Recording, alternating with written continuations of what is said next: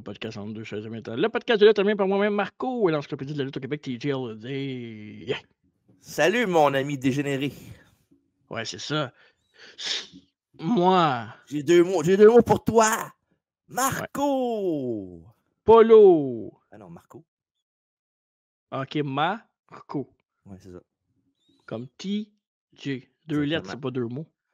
C'est pas grave. Fais comme si de rien n'était, puis continue. J'aimerais ça faire comme si de rien n'était, puis aller me coucher. Ça serait pas pire, ça. Tu feras une sieste après le podcast. Ça dépend. Tu vas-tu me texter pour que je me réveille, puis tu vas manquer d'électricité genre 5 minutes avant, ou... Ben, ça donne de... Peut-être, on va voir. La vie, hein. La vie est belle. Ah ouais, la vie, il n'y a jamais rien qui se passe, hein? Ben oui, justement, il y a tout le temps quelque chose, mais c'est jamais de notre côté. C'était sarcastique. Ouais. Pendant le sarcastique, aujourd'hui, In Your House, Degeneration X. Ouais. Tu sais, ils ont ramené Saturday Night's Main Event. Pourquoi ils ramènent pas le In Your House avec des titres de même pour le main roster? Je sais qu'ils le font avec NXT de temps en temps, là, mais. Ben ouais, c'est rare qu'ils le font, là, mais ouais, ça arrive. Ben, je sais pas. C'est pas nécessité, là. C'est cool pour peut-être une fois par année, ça pourrait être cool, là, juste un In Your House tout cool, là. Ouais. Non, sinon, c'est correct. OK. Tu sais, mettons, à place d'être Crown Jewel Perth, ça pourrait être In Your House Perth. Moi, dans le fond, ça change rien. C'est ça, ça change absolument rien. À part le décor, là. Peut-être mettre le décor, ce serait cool. Belle grosse pinton de 2025 serait malade. D'ailleurs, on l'a, ce photo-là, nous autres, quand on est allé à Philadelphie, on a pris une photo. C'est vraiment nice en vrai, le décor, là, pour vrai. Là. Ouais, c'est beau. En plus, c'est tellement beau souvenir nostalgique. En plus, c'est malade. Solide. Ouais. Fait que, parlant de nostalgie, as-tu quelque chose d'autre à parler ou non? Ben, on peut parler de ce qu'on a fait. Ben, en fond, je disais la semaine passée, mais on a fait ça dimanche. Ouais, l'historique des combats de cercueil et Buried Alive, dans le fond, c'est quasiment un historique des combats à gimmick d'Undertaker, parce que 3/4, c'est lui qui est dedans. Fait que, non, belle discussion d'1 heure et quelques sur le podcast. Évidemment, on est dans la saison Spooky, le mois d'octobre. Fait que, combat de casquette qu'on avait été voir aussi, qu'on a vu live entre John Moxley et Darby Allin à All Out récemment. Fait que tout est dans tout. Fait que, belle discussion sur ça. Ouais, puis en plus, c'est le match que j'ai posté cet après-midi sur le match de la milieu de semaine. Ah ouais? Oui. Parfait. Parce qu'ils l'ont posté match, sur entre Darby et d'autres? Oui, il est juste sur le YouTube AW. Ah.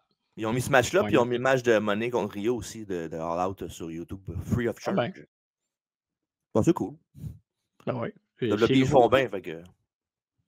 Ben non, ça fait une couple de mois qu'ils mettent des matchs AW sur leur chaîne. Ring of Honor aussi font pareil, les Ring of Honor Classics. Là. Comme aujourd'hui, j'ai vu qu'il y avait mis un match entre AJ Styles et Adam Cole de genre 2013, 12. Fait que c'est cool. Avec évidemment la retraite de Cena, que Cena qui fait les moves de ses adversaires, mais contre AJ faisait les moves aussi, les gars de TNA, Samoa Joe, Christopher Daniel et compagnie. Là. C'est comme si tu faisais un bonhomme genre, au jeu de 2K25, puis juste les moves que tu mets, c'est juste des finishers de lutteurs. C'est malade. Ouais. C'est clair.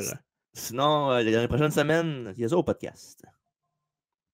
Oui, la biographie de Mick Foley, la légende du hardcore, évidemment, avec tous ses personnages, Cactus Jack, Dude Love et Mankind, qui était passage à Montréal au Café Cléopâtre récemment. Donc, il y a quelques chanceux qui ont eu la chance de le rencontrer. Oui. Il y a un best-seller, évidemment, aussi, Mick Foley. Et Halloween Havoc 93, qui met aussi en vedette Mick Foley, donc c'est son mois. Il va affronter Vader. Donc, Cactus Jack à WCW, c'est vraiment autre chose. À ne pas manquer, évidemment, la semaine passée, on recevait notre ami Degenerate qui nous parlait de son livre, une entrevue très émouvante. Allez voir ça sur les réseaux sociaux. Une belle vague d'amour pour lui, puis très belle entrevue. Puis évidemment, allez voir notre podcast de hier, évidemment, chaque mardi, 20h30, live, Facebook, Twitch et YouTube. Plus, on parle de tout ce qui est moderne, toute la lutte moderne et des quiz, des entre deux collections, plein de choses. Oui, absolument. Fait que c'est un rendez-vous, on n'a pas manqué sur les réseaux sociaux. Puis moi, ce que j'aime, parce que qu'est-ce que j'aime quand on fait des rétro-reviews comme ça de In Your House puis tout, c'est qu'on peut passer au vif du sujet puis commencer directement avec, évidemment... Wow, les moteurs! Je sais que toi, t'es pressé de passer ce segment-là, mais t'es le seul Je dis bien le seul qui n'aime pas ce segment-là. Dans la vraie vie, le segment, je vais donner à Marcos que la culture populaire en d'autres shows qu'on a eu aujourd'hui, qui est In-House Generation X, de décembre 97. Et j'ai quelque chose de... Je sais pas comment tu vas le prendre, là. On va voir. Mal, sûrement.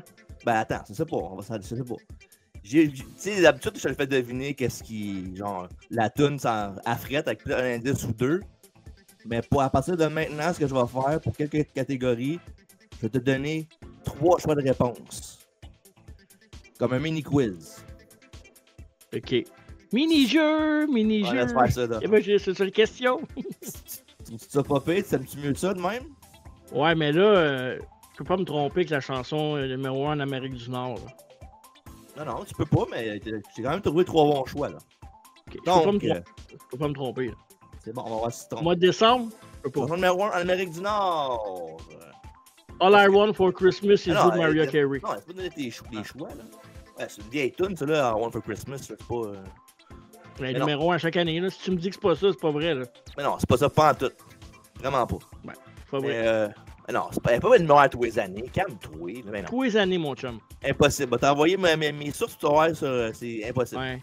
Tes sources, là, non, moi, c'est... T'es pas bon, c'est pour ça que tu chiales. Parce que t'es pas bon. Si tu serais bon, mes sources, tu t'en voudrais même pas. Donne-moi tes choix de réponse. Arrête de m'interrompre, là. Hop. OK. Choix numéro 1. Candle in the Wind, Elton John. Numéro 2. Spice Up Your Life, des Spice Girls. Ou C. You Make Me Wanna, de Usher. En quelle année, ça? 97.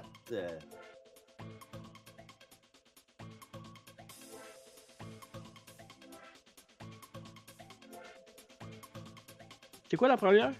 Candle in the Wind de Elton John, la tune qu'il avait faite pour, pour Lady Diana, là, qui était décédée il n'y a pas longtemps. Là. Je vais y aller avec Spice Girl. Malheureusement, non. C'était Candle in the Wind d'Elton John. J'aurais dû... Ouais, surtout quand j'ai dit que Lady Diana venait de mourir, puis c'est un élément quand même marquant de la vie là, à l'époque. Là. Donc, mais bon. Sur le numéro 1 au Québec, est-ce que c'est A, M de Bruno Pelletier, B, le parapluie de Daniel Bélanger, ou C, les Bleus du cœur de Laurent Jalbert? Ah ben, on a que toutes des classiques qui donnent envie de se gonner, ça. C'est bien méchant qu'eux autres. Tu as dit Daniel Bélanger, c'était quoi la chanson? Le parapluie. Puis l'autre, c'est M de Bruno Pelletier. Moi, il y a avec M de Bruno Pelletier, moi. Mauvaise réponse. C'était le parapluie de Daniel Bélanger. Ah, il est gosse, hein, Daniel Bélanger. Il est pas si bon que ça. Oh, il est bon. Je ne voudrais pas dire qu'il est pas bon pantoute, là. Ah non, il est correct, là, mais... Bon. Film numéro 1 au box-office. Est-ce que c'est A, Scream 2, avec David Arquette et Courtney Cox? Est-ce que c'est B, G.I. Jane avec Demi Moore? Ou est-ce que c'est C, Plaxmol avec Robin Williams? Plaxmol, qui est le deuxième film que j'ai vu ever au cinéma. Ah, nice. Moi, le premier, c'était les Flintstones. Moi, les deux premiers que j'ai vus, c'est le premier que j'ai vu, c'est Ace Ventura 2, L'appel de la nature. Puis le deuxième, c'était Babe. Qu'est-ce que je te dis? C'est rien, man. C'est mieux que les Flintstones, là. Mais non. Le film, oui. Ouais. Mais non. Voyons donc, oui. Un cochon traduit en québécois, les Flintstones, c'est un classique, là. C'est un cochon qui parle, come on. Ouais, justement, j'en ai un à côté de moi. Ouais, je savais que t'as pour dire ça, sinon c'est moi qui t'ai pour le dire, sinon. Je vais y aller avec... C'est sûr que c'est pas Scream parce que ça... Le 2 a pas bien été, là. Ouais, mais c'est pas fait pour une semaine. Ça veut pas dire que c'est... C'est peut-être juste pour une semaine qui était bon, après ça, c'est... Je vais y aller avec Plaxmol, moi. Et c'est ta bonne réponse! De Plaxmol avec Robin Williams. Maintenant, pour le jeu vidéo sorti alentour, t'as 3 choix. Puis tu vas voir que c'est pas mal le concept. Est-ce que c'est A, WWF Warzone sur PS1 et Nintendo 64? Est-ce que c'est B, WCW NWO World Tour au 64? Ou est-ce que c'est C, ECW Hardcore Revolution sur le PS1 et N64. Il y a 3 jeux qui ont sorti la même année? Ben oui. Ok. Je vais y aller avec WCW World Tour. Bonne réponse! Mais non, Hardcore Revolution est sorti genre 6 mois après décembre. J'ai mis pareil parce que c'est un jeu vidéo de lutte, je vais pas mettre ça. Fait que voilà, t'as quand même eu 2 bonnes réponses sur 4 dans le nouveau quiz dans la vraie vie. Plus facile. Ben, c'est ça, je l'ai fait, j'ai dit, c'est vrai que deviner à Fred, ça peut être tough, là. Fait que j'ai donné les choix de réponse. Fait que voilà, j'espère que t'es content. Non. Ben oui, t'es content. Tu te diras pas, mais deep down, tu souris comme un renard. Dans le monde du sport, l'ailier des Coyotes de Phoenix, Mike Gartner, devient le 5e joueur de la LNH dans l'histoire à marquer 700 buts. Et après ça, sur le WF Magazine du mois de décembre 1997, on en a 2 en fait. On a la version canadienne avec le British Bulldog et la Heart Foundation, des résultats de One Night Only. Sur la version canadienne et sur la version internationale, on a Stone Cold Steve Austin avec la tête d'Owen Hart en trophée. Puis, mettons, là, t'arrives au dépanneur, whatever, où ça a été revu. Puis tu vois ces 2 revues-là back-à-back, puis c'est la même. Quelle t'achètes? Celle-là. Celle-là, hein? Ouais. Austin avec Owen Hart, ben oui. Ouais, plus drôle, là. Ouais, mais tu sais, passe l'autre. Ben, les 2 sont cool, là. Ouais. Mais celle-là, avec. Tu sais, ouais. Elle est plus. Mettons qu'elle. Au win season, en plus, le titre, c'est malade. C'est plus one of a kind, pas mal que l'autre. Ouais. C'est plus Rob Van Dam. Ouais, c'est ça. One of a kind! Ouais, puis ça, c'est un show qu'il y avait quelques jours plus tard à Lowell, Massachusetts. On voit la carte, Triple H contre Undertaker, Vader contre Kane. Et dans un match. Non, c'est Memphis, ce show-là, je l'ai dit comme il faut. T'as dit Lowell, Massachusetts? Ben c'est ça. Non, c'est Chattanooga au Tennessee. C'est pour ça que le match fait plus de sens. Avec Jerry the King Lawler et Dude Love en équipe. Contre Road Dogg et Billy Gunn. Quand même drôle comme tag team, Jerry Lawler et Dude Love, là. Assez, oui. Ouais, ben c'est le hometown boy, Jerry Lawler au Tennessee, fait que c'est normal qu'il y ait ça. Fait que c'est quand même cool, fait que c'est ça qu'il y avait dans le monde de la lutte, dans la vraie vie! Merci d'avoir participé! Ouais, mettons. Voilà. Puis, beau lapsus parce que Bound for Glory la semaine passée était à Lowell, Massachusetts. Fait que... Ah, j'avais peut-être en tête quand j'ai dit ça. Ça se peut. Ça se peut. Et avant de commencer le review, les champions en puissance! On a le WF Champion qui est Shawn Michaels. Champion intercontinental et Stone Cold Steve Austin. Et les champions par équipe sont Road Dogg et Billy Gunn. Et du côté de la WCW, si vous êtes curieux, champion du monde est Hulk Hogan, Hollywood Hulk Hogan. Champion US est Kurt Hennig. Champion par équipe sont les Steiner Brothers. Le TV Champion est Disco Inferno. Et dans la division Cruiserweight, le champion est Eddie Guerrero. Alors voilà. Maintenant, on est prêt pour commencer le review d'In Your House, D-Generation X. D-Generation X In Your House, le 19e pay-per-view dans ta maison. Il y a eu le 7 décembre 1987 au Springfield Civic Center de Springfield, Massachusetts. Il était le 5e pay-per-view de WWF commandité par les Karate Fighters de Milton Bradley. Et 6358 fans étaient dans l'assistance et 120 000 commandes ont été placées sur le payé pourvoir. Je viens de parler de Karate Fighters. Là. C'était le fun, ce jeu-là. Ah, ça, c'était le fun. Ouais. Je me rappelle, j'amenais ça. Souvent, à l'école, le vendredi, on avait des périodes libres, là, genre avant de finir l'école. Puis je l'amenais souvent, ça, puis on faisait des games de ça à la gang, là, avec Mathieu, toi, puis une couple de gars aussi. Là. C'est malade. Pour vrai, c'est vraiment le fun. Là, puis j'ai déjà essayé de le racheter un moment donné, mais je ne le trouvais pas nulle part. Fait que, ah non? Non. Ben, peut-être qu'il y a là, puis je n'ai pas checké pour assez longtemps pour m'en trouver un, mais c'est une affaire le fun, ça. C'est une affaire que je suis sûr que tes kids aimeraient. Ben, c'est drôle que tu dises ça parce que cette semaine, je suis allé magasiner. Pour la première fois, un petit bout, je suis allé voir les bonhommes de lutte. Je n'avais pas été sur un bout. Okay. Puis je voulais pogner à mon gars un petit ring tout petit, là, un tout petit avec qui jump avec les lutteurs qui jump, là. Mm-hmm. J'en ai pas trouvé encore. Ben, celui que je suis allé, je n'ai pas trouvé. C'est sûr que je vais en trouver un éventuellement. Là. Ouais. Mais c'est un peu dans le même concept de genre, c'est plus pour des enfants qui veulent se gosser avec. Puis, Ben ouais, c'est un peu d'agressivité qui sort aussi en jouant avec ton turn joystick en malade, là, mais c'est fun. Intro de show avec, bien sûr, le thème de Generation X avec Sean et Triple H. Ouais, j'ai vu, j'ai continué. En vedette, c'est weird un peu de voir la tune de DX dans l'intro de pay-per-view, mais bon, c'est correct. Explosion et pyro s'en suivent. On a le commentateur de la soirée, Jim Ross et Jerry the King Lawler qui nous souhaitent la bienvenue. Il parle des combats principaux de la soirée. Et après ça, on fait un tour de table. Les autres commentateurs de l'autre langage. Du côté de la table espagnole, on a Carlos Cabrera et Tito Santana. Allez, bah! Et qui d'autre que nos amis Raymond Rougeau et Jean Brassard sur la table francophonique.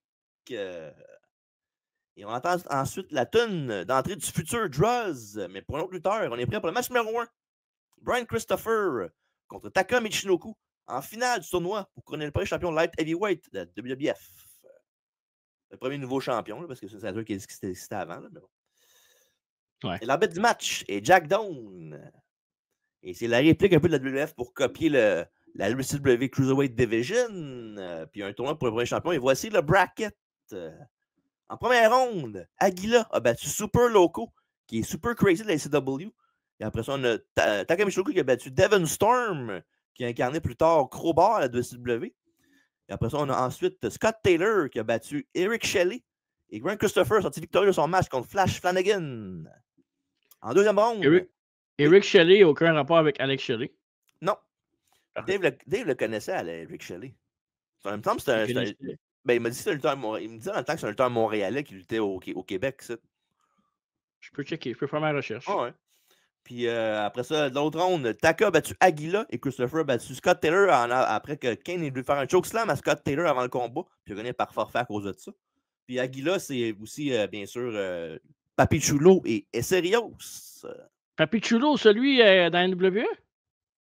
Non, Papilito, pas Papi Chulo. Ah, OK. OK, Papi Chulo, ça, c'est la tune Papi Chulo, Papi, bang on me, bang on me. Ouais, attends. Moi, j'étais un gros fan d'Aguila dans le temps. J'avais même acheté des bonhommes de lutte cheap masqués au magasin de pièces, puis j'avais nommé un lutteur Aguila parce que je l'aimais beaucoup. Ah ouais, c'était seulement après avoir écouté WrestleMania 15. Là. Probablement. Après 14, ça, je l'oublie. Ben, quoique, non, il était. C'était-tu les Raw, les Superstars, je pense, le samedi. Que, ça se peut, c'est possible. Il était souvent dans les matchs, puis il jobbait, mais c'était quand même intéressant à l'époque d'avoir les Cruiserweight. Dès que le match débute, Jerry s'en prend immédiatement à Lawler, affirmant que Christopher est son fils, quand c'était encore une blague récurrente à l'époque, parce qu'il ne la voit pas en air que c'était des pères et fils, puis c'était genre wink wink nudge nudge. Là. Après ça, Christopher, il va d'un slam, puis ce pavane, il fait son super rire écœurant. Il est malade. Tellement. Ouais. Et après ça, il fait un arm drag pendant que la foule l'écœure en scannant Jerry Skid. Il échange de clé de poignet. Et Taka en flip out, mais projeté de l'autre côté du ring. Et Christopher célèbre à nouveau. Après ça, Taka retombe sur ses pieds sur une souplesse germaine et porte un coup spinning heel kick suivi d'un saut chassé. Et après ça, une corde à linge envoie Brian à l'extérieur du ring et Taka enchaîne avec un superbe springboard plancha sans les mains. Vraiment incroyable. C'est une scène qui fait ça. Là, on est en 97 aussi, on n'est pas en 2025 où tout le monde peut le faire ou presque. Là. Mais pour surtout nord-américain. Au Japon et tout ça, au Mexique, tu le voyais, mais nord-américain, c'était plus rare. Oui, vraiment, vraiment une belle manœuvre. Puis quelque chose qui est monnaie courante aujourd'hui, mais pour 97, c'est quand même nice. Une souplesse est bloquée par Christopher et porte ensuite une lui-même et envoie Taka les balles en premier sur la troisième corde. Yes. Et après ça, Michinoku est à l'extérieur du ring et Christopher s'élance de la 3, mais Taka bouge et Christopher s'écrase sur la barricade de sécurité. Puis maintenant, à ça, il y a la bouche ensemble. Ryan Christopher, je pense qu'il s'est pété une dent ou quelque chose, ou il s'est busté à la lip parce que le reste du match, ça coulait pas mal. Et de retour à l'intérieur, Taka rate un crossbody de troisième corde. Et Christopher s'emporte en voyant le sang couler de sa bouche, mais rate une charge dans le coin. Et Taka avec un DDT tornade pour 2 et envoie Christopher au sol avec un Uragan Rana. Après ça, Taka enchaîne avec un moonsault de la deuxième corde du milieu, tandis que Lawler quitte la carte des commentateurs pour aller voir Brian et l'encourager. Et Taka porte un dropkick qui fait tomber Christopher du tablier, pardon. Et après avoir esquivé une corde à linge, Christopher fait un leg sweep en skull crushing finale. C'est suivi d'un powerbomb assis. Très bien fait de la part de Christopher pour un compte de 2. So far, c'est un très bon match. Ouais, vraiment. Solide. Tout sexy de la corde du milieu, porte un dropkick à l'arrière de la tête et prend encore son temps en se pavanant. Et un famous surge suivi d'un backbreaker donne un autre compte de 2 à Brian. Une German suplex après ça envoie Taka direct sur la tête en portefeuille. Ça n'a pas dû faire du bien. Et après un power slam, Christopher annonce que c'est fini et se dirige vers la 3e corde. Ça descend de la cuisse, le Tennessee Jam rate la cible, il n'y a personne dans la piscine. Et Taka Michinoku fait son Michinoku Driver que Taka appelle lui-même un driver pour devenir le champion Cruiserweight Light Heavyweight de la WWF. Ouais, c'était bien quand même réussi. Tu sais, dans la Light Heavyweight WWF, t'avais comme 4-5 bons lutteurs qui sortaient du lot. C'était vraiment tout le temps ces 5-là, mettons. Là, qu'après ça, quand t'as emmené les Christian et tout, oui, Christian, c'est un petit lutteur, mais comparé aux lutteurs, vraiment les Light Heavyweight que t'avais, Christian, c'était un heavyweight. C'était vraiment un gros gars. Là. Comme tu as dit dans ton intro aussi, c'est vrai que c'est vraiment pour compétitionner avec la WCW parce que c'était vraiment le pain et le beurre de la WCW. C'était quasiment meilleur que leur main event à WCW. Là. Puis pas quasiment, c'était meilleur que leur main event en tant que match. Moi, Taka, j'ai toujours apprécié. Christopher, il est sous-estimé. Je pense que il est bon. Il peut rendre même un match plate, peut le rendre crissement divertissant. Là. Ce qui est bon avec lui, c'est qu'il se prend le total package. Il peut faire de tout. Il peut brawler, il peut niaiser, il peut faire de la voltige. Il est vraiment bon. Tag Team Specialist aussi, évidemment, dans ses gloires. Fait que, non, moi, j'ai vraiment aimé ça. Puis c'est vraiment high pace. Puis je pense que même Christopher, c'est un de ses bons matchs en carrière, là, pour vrai. Là, oui, absolument. Il était très solide là, dans ce combat-là. Ouais. Puis même si les combats de la division Cruiserweight sont souvent meilleurs, c'est était quand même bon. Puis les deux avaient une bonne chimie ensemble, là, ça se voyait dans le match. Puis ils ont quand même une grosse feud quand même, là, se comparer une coupe de mois. Là. Mais non, pour vrai, un très bel job des deux. Puis j'ai dans ce match-là 3,25 sur 5. Oh, parfait. Moi, j'ai été généreux dans ma note. J'ai donné 3,75 à ce combat-là. Ah, OK. J'ai vraiment apprécié. Puis pour le pay-per-view aussi, je pense que ça va relever un peu la note en général. Ouais. Puis je vais revenir sur une info. Tu parlais de Eric Shelley. Effectivement, il vient de Montréal, Eric Shelley. Il a lutté à WWF comme en 1997. Il a aussi lutté, ça c'est drôle, en 99, il a lutté à la NCW. Oh, nice. En 2000, à la NCW, à la IWS, à la NCW puis à la FLQ en 2001. Puis il a même lutté en 2015 à la MFW, qui était du côté de. Je sais qu'ils ont fait Valleyfield pour Sainte-Anne-des-Plaines à un moment donné. Là. Donc, oui, c'est un lutteur du Québec qui a lutté dans plusieurs shows québécois. Nice. Quand même nice. Ouais. Puis, je t'ai rendu à pour ça. La note, rendu après le match. La note, après le match. La note, c'était quand même proche de 3,5 pour moi. Fait que c'était pas si. Ouais. C'est un bon 3,25 pour lui. Vraiment bon 3,25. J'ai eu du fun. C'est un bon match pour commencer un show aussi. Absolument. C'est le meilleur match que tu aurais pu faire, je pense, pour commencer le show. Là. Ouais, 100%. Des matchs qui peuvent open un show, je veux dire. Peut-être que tu vas le main event en premier non plus. Là. Okay. Et après le combat, Pat Patterson, Gerald Briscoe et Tony Garea arrivent avec une nouvelle ceinture et la présentent à Taka en prenant des photos, les 5 ensemble, pour les médias japonais avec leur beau Kodak. Taka va rester champion pendant un bon petit bout, jusqu'en octobre 98, quand elle va perdre la ceinture contre, t'en parlais tantôt, Christian à Judgment Day in Your House. Et Christopher va continuer sa feud contre Taka et au milieu de 98, il fera partie d'une nouvelle équipe avec Scott Taylor qui va s'appeler Too Much ou Beaucoup Trop, comme dirait Raymond Rougeau. Ça, c'est bon. Ouais. Et on perd pas de temps. On va au match numéro 2. Los Boricuas contre les disciples de l'Apocalypse. Et les Boricuas sont accompagnés par Savio Vega. C'est Miguel Perez, Jesus Castillo et José Estrada Jr. Et bien sûr, les disciples de l'Apocalypse, le DOA, c'est Chains, Squelette et balle numéro 8. Hey, c'est rare que je fais ça, mais on peut-tu passer au match numéro 3? Non, malheureusement. C'est intégrité journalistique. Il faut parler de tout ce qui se passe. On ne peut pas rien skipper. Excusez-moi, Michel Jasmin. Il y a du monde qui en dépend. Là. Sont-ils pour attendre des reviews, pas pour skipper des matchs? Là? J'avoue que DOA et Los Boricuas, on va leur donner leur moment de shiner parce qu'il y en aura peut-être plus d'autres après. Ouais. J'ai dans ce match-là 2. Non. T'es généreux? Alors, c'est une joke, comme si j'avais fini de parler du match, puis on passe à l'autre. Ah, je sais, mais 2, c'est ça, t'es généreux. Non, calme-toi, j'ai pas donné 2. J'ai donné plus que ça. Attends une minute. L'arbitre du match est Tim White. Puis les Osboriquois font leur entrée en chantant leur thème d'entrée. Puis c'est dégueulasse. C'est vraiment pas bon. Même un gars chaud karaoké aurait mieux fait mieux que ça, je pense. Même Brad Alexis, c'est meilleur que ça. Ben oui, mais c'est sûr, c'est un rappeur. Ouais. José Castillo, c'est pas un rappeur. Non, puis il devrait pas se lancer là-dedans non plus. Hein. Non. On nous montre que lundi passé à Raw, pendant qu'un combat à 4 coins avec Chains, Miguel Perez, Recon et D'Lo Brown, un gros fight éclatant les 4 factions, qui est bien sûr la Nation, le DOA, les Boricuas et la Truth Commission. Et JR nous dit que Crush aurait été là ce soir, mais ça aurait été un 8-man tag avec Savio. Mais Crush a été blessé par Kane. Puis c'est une blessure en storyline, mais Crush a quitté la compagnie après le Montreal Screwjob en protestation du Screwjob. Puis ce qui est drôle là-dedans, c'est qu'il a fait son début à WCW pas longtemps après ça. Puis c'est qui la personne qui a attaqué dans son premier show? Non. Bret Hart. Ouais? Ouais. Il est parti à cause du Screwjob. Première affaire qu'il fait là-bas, c'est qu'il attaque Bret Hart. Puis Crush, quand il était intervenu, tu l'as-tu attaqué avec des béquilles? Non, des canettes de liqueur. Ok, parfait. Ouais. Quelle sorte? Crush soda. Crush au raisin. Désolé. Ça fait chasser au vestiaire par Tim White avant de commencer le match. Donc, ça va être un match 3 contre 3 pour l'interférence. Miguel et Chains ouvrent le bal. Et Miguel encaisse un coup de pied au visage. Lui, il donne une close line. Oui, une petite danse entre les deux.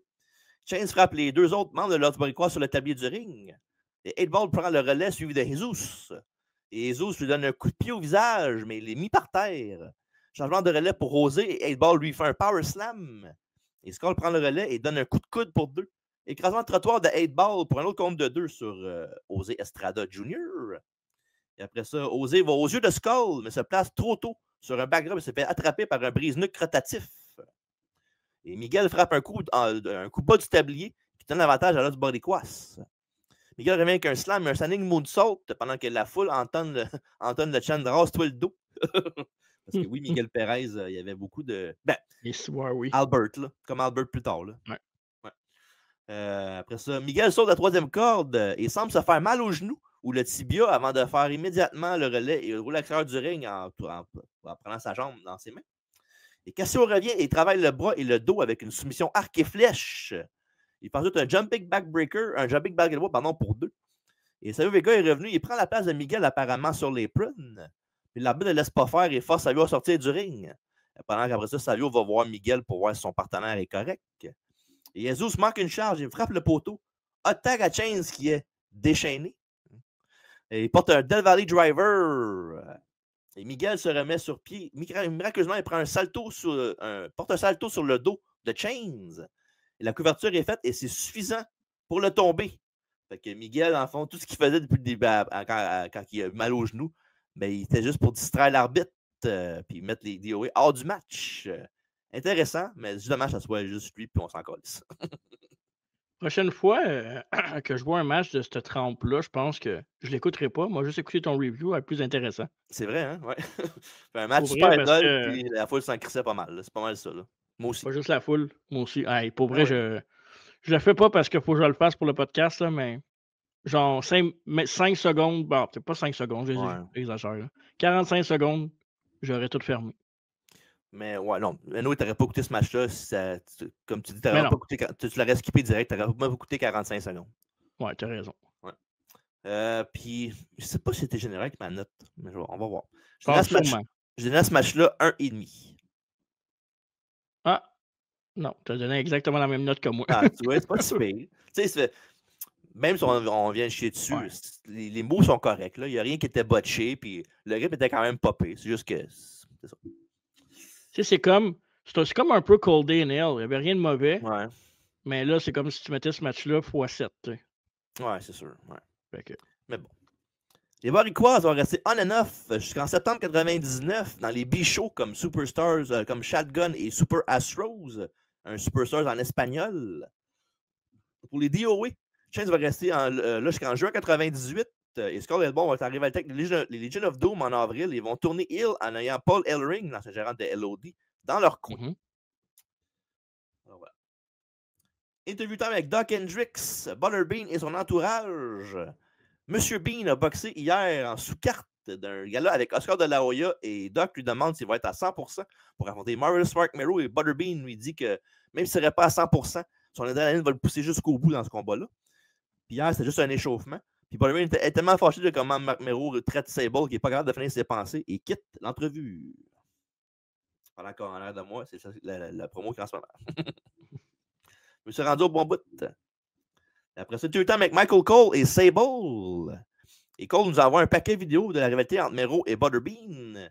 Puis Mero a confronté Butterbean en disant qu'il avait battu personne et que lui était un champion des Gants Dorés de la ville de New York 5 fois, ce qui est vrai. Il nous montrait des séquences de Mero qui boxe dans le vidéo, puis c'était quand même cool, là, pour vrai. Ouais. À ma connaissance, c'est pas mal une des seules fois qu'ils ont vraiment montré l'historique de Marc Mero dans les combats de boxe, parce qu'il en parlait souvent comme quoi c'est un ancien Golden Gloves, puis tout, ou whatever, mais il ne montrait jamais d'image ou rien, mais là, ce show-là, ils l'ont montré. Fait que je trouve ça cool. Ouais, puis tu sais, même quand on avait fait la biographie de Marc Mero, on en avait parlé plus en profondeur de sa carrière de boxeur, évidemment, parce que c'est une biographie, là. Mais à WCW, mais il l'avait pas mal plus acknowledgé qu'à WWF, sa carrière de boxeur en général. Mais ouais, ça faisait un peu à la Vince Shane là, quand il s'entraînait pour le Rumble, mais plus sérieux, là, genre un peu. Là. Fait que non, c'était quand même bien, puis tant mieux. Tant mieux qu'il fasse ça, parce que tu sais, je pense qu'il aurait pu l'utiliser beaucoup plus qu'ils l'ont utilisé, malgré que on le sait que c'est un boxeur. Ouais, je l'aime, Marc Mero, il est décœurant. Ah, pour vrai, il est bon. Il est divertissant. Il est juste cool. Il est bon, puis il est cool. Puis il a sorti que c'est bon, il faut lui donner. Puis, il l'a marié. Il était intelligent aussi, il s'est retiré quand il savait avec qui il a trompé. Mais ça, tu l'as entendu cette histoire-là de Marc Mero qui racontait, ben, je vais le dire pour ceux qui ne savent pas. Là. Mais Marc Mero, il était divorcé de Sable depuis pas longtemps. Fait que, une couple d'années, peut-être, mais pas si longtemps que ça. Puis il avait dit à un moment donné, il avait su comme quoi Sable avait sorti avec quelqu'un d'autre ou whatever, puis il était en tabarnak, puis il voulait casser la gueule. Puis quand il a su que c'est Brock Lesnar, il a pardonné. Ça, c'est drôle en crise. Il est smart. Ben oui. C'est pour ça qu'il est encore vivant aujourd'hui. Il y a un pull-apart brawl entre les deux également. Et de retour à Cole et Sable, Cole dit que Sable était à Atlantic City hier pour le gala de boxe, puis qu'il était pour la ceinture pendant le combat de Bean. Pendant ça, ils montrent justement une image de elle qui est là au show de boxe.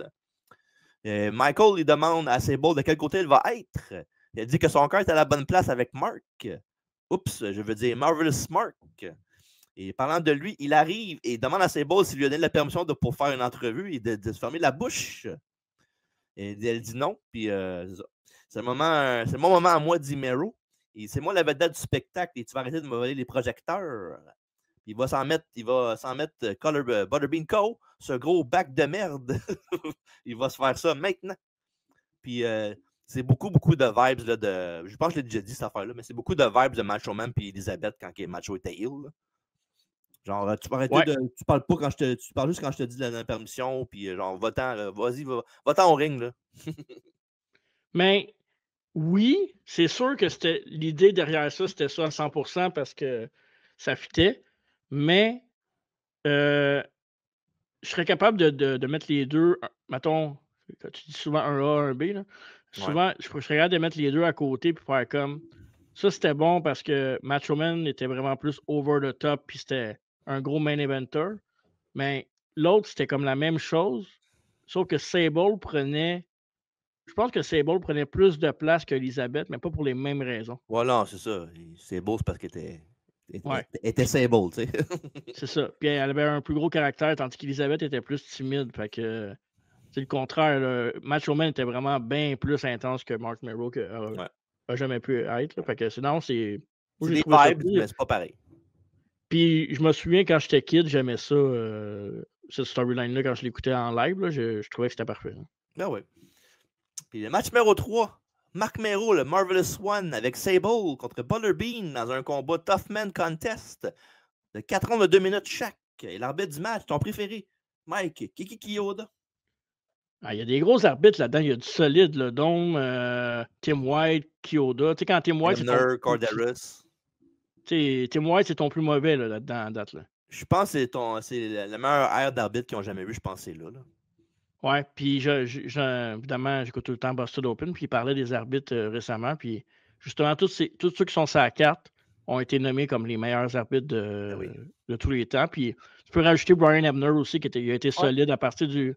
Puis même à TNA, je pense qu'il a pris un step parce qu'à TNA, à un moment donné, quand TNA était vraiment a thing, là, il a vraiment fait des gros combats.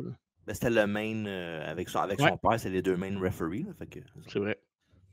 Butterbean arrive avec un thème, puis le thème d'entrée de Bam Bigelow en face de 1995. C'est vrai. Un bon petit fun fact. Et dans le bilan comparatif, les deux ont 31 ans. Mero fait 6 pieds 1. Butterbean, lui, fait 6 pieds. On a besoin à le croire un peu. Il est petit, il me semble. Mero pèse 240 livres, pendant que Butterbean lui fait 330 livres. Ça, je le crois, par exemple. Et les deux ont 78 cm de portée. Voilà.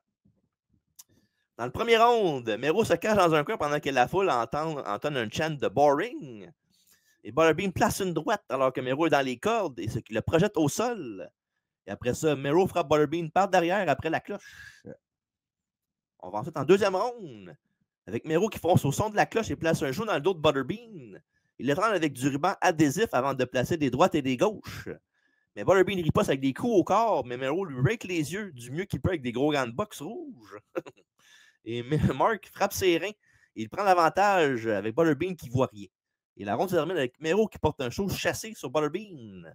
Puis c'est drôle que j'ai dit cette affaire-là que les gros les Eric avec les gros gants de boxe, parce que je me souviens quand j'étais jeune, quand j'allais chez le dentiste, je pense que ça arrivait une couple de fois, là, mes parents me mettaient des gants de boxe. Pour pas que je joue avec mes dents. Ah ouais. Ouais. C'est weird, hein, mais je me rappelle de ça quand j'étais jeune.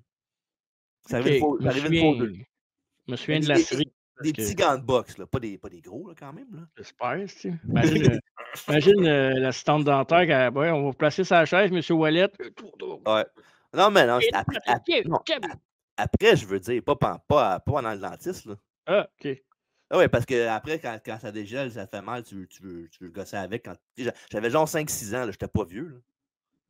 Là. Mettre des gants de boxe. Pour ça, tous les shiners puis le nez brisé. Ça va de quoi tu parles. Troisième round maintenant. Butterbean baisse les mains et défie Mero de le frapper. Et Butterbean enchaîne des coups dans le coin, tandis que Mero commence à s'accrocher dès qu'il peut. Et encore des chants de boring parce qu'il n'y a rien de notable dans ce qui se passe. Et Butterbean place une droite comique qui envoie Mero au tapis. Il est sauvé par la cloche. Et au quatrième round, il y a Butterbean qui jette de l'eau de son seau sur Mero pour le réveiller entre les deux rounds. Et un puissant coup du doigt envoie Mero au sol qui porte alors un coup bas et est disqualifié. Il casse son tabouret en bois sur le dos de Butterbean et s'enfuit au vestiaire. Ça te pique dans l'oreille, mon chum? Ouais, mais c'est ton tour de parler. Qu'est-ce qu'il y a? Ben, là, c'est fini. Qu'est-ce que tu as pensé du match? Ah, OK. Je pensais que tu allais acheter d'autres choses. Non, c'est fini. Ben, le match était pas... Ben, tu sais, en partant, c'est pas un vrai match de lutte. Mais j'ai quand même aimé le mix entre la boxe puis la lutte dans ce combat-là. Je pense que Butterbean est quand même divertissant, mais Raw, ben, on le sait, on le connaît. Je pense pas que les boring chants étaient justifiés. Ben, c'est parce que c'est un show de lutte et il y a de la boxe. Là. Ouais, je comprends la foule qui est comme... Mais tu sais, aujourd'hui, si tu vois ça, c'est normal. Là. Ben, aujourd'hui, je pense pas qu'il n'aurait bien là-dessus. Ah, moi, je suis garanti que ça va arriver à un moment donné, ça. Là. Mais moi, je pense que s'il y a rien à faire dans ce ça serait plus MMA. Là. Ouais, parce qu'ils sont affiliés avec... Non, mais même encore là, ils n'étaient pas affiliés avec eux autres quand il y avait Matt Riddle dans ses matchs de MMA contre Rollins et tout. Là. Fait que, moi, je pense que s'il ferait ça aujourd'hui, ce serait pas un combat de boxe, ça serait plus vraiment genre ça. Parce que, tu sais, il a amené Tyson Fury puis il n'y a pas fait de combat de boxe. Ouais, mais moi, ça dépend aussi de la star que tu amènes. Tu sais, si... mettons, je sais qu'à un moment donné, il y avait des pourparlers que Georges Saint-Pierre était supposé faire un match de WWE, puis moi, je pense que c'est encore possible. Tu sais, mettons, je sais pas, je suis plus à jour dans ma boxe américaine nécessairement, mais si tu as la plus grosse vedette du moment qui accepte de venir, puis qui dit, ben moi, j'aimerais ça, mais un combat de boxe contre un lutteur, ils vont le faire. Là. Ouais, dans ce style-là, oui, mais qui book un match de même, juste de même pour le fun, je pense pas que ça arriverait. Là. Vraiment qu'il y ait un exemple dans ce style-là. Là. Ouais, mais Butterbean, il ne faut pas oublier qu'à l'époque, il attirait du monde quand même aussi. Là. Mais tu sais, c'est drôle que tu dises ça, que ça arriverait peut-être un match de boxe, mais qui est à la WWE en ce moment qui est lutteur sur le roster? Logan Paul? Et voilà. Jake Paul, ouais. Mm-hmm. Ouais. Ça ferait du sens. Je pense que je le verrais ça dans un genre un Crown Jewel un moment donné. Là. Mais eux autres, ils vont s'affronter à WrestleMania 1 contre 1 à un moment donné, c'est sûr, certain.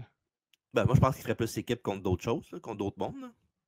Mais ils s'aiment pas beaucoup, hein, eux autres. Je sais pas si tu le sais. Là. Les frères Paul? Ah ouais, hein? Je savais pas. Il y a quand même une certaine rivalité à l'interne. Ouais, mais, je comprends ça, cette affaire-là, mais de pas s'aimer, ça, ok, peut-être. Ben, ça dépend. Les frères d'Oasis, les Gallagher, ça s'aimaient pas non plus. Et Brendan Gallagher? Non. Les Noel puis Joel. Noel puis. L'autre nom m'échappe, mais c'est les frères Gallagher d'Oasis. Ouais, les autres, ça a été compliqué, mais ils sont revenus en tournée. Là, ça a l'air, ça va bien. Ouais. Ils sont revenus. Ben ouais. Ben, à un moment donné, quand tu vieillis, des fois, les grudges, ça ne sert pas à grand-chose. Hein. À un moment donné, c'est ça. Surtout la famille, en plus. Là. Mais. Je veux rien savoir de ça. Ouais, tout, je sais. Mais, fait que c'est ça. Fait que j'ai pas donné une note à ce match-là parce que c'est pas un match de lutte. Pour vrai, tu n'as pas de. Ben, quand même duré un bout, là. Oui, mais c'est pas un match de lutte. Je sais comment pour un combat de boxe, je sais pas. Moi, j'écoute pas ça à la boxe. Bon, moi, j'avais donné 2,5. Ben, pour un segment, je peux pas y ça. Je trouvais que c'était correct, mais je vais pas donner une note à ça. Là. J'ai mieux aimé ça que le match d'avant. Que DOA, ouais, moi aussi. Mais oui, facile. Là. Ouais. Pour sa prochaine histoire, Melo va traiter Salvatore Sincere de Jobber, qui s'appelle Tom Brandy. Puis là, on va aller en rivalité, pas une longue rivalité, mais quand même une rivalité quand même. À chaque fois que tu dis Tom Brandy, j'ai Tom Brady dans ma tête. À chaque fois. C'est sûr. C'est loin d'être juste pas un Jobber, par exemple. Butterbean va. Non, laisse faire ça, ouais. Butterbean va revenir en mars 99, pardon. Ouais, 99. Pour mettre Bart Gunn KO à WrestleMania 15. Ouais, voilà. Beau moment. J'avais aimé cette... Ben, j'avais aimé. Je l'avais plus apprécié après parce que.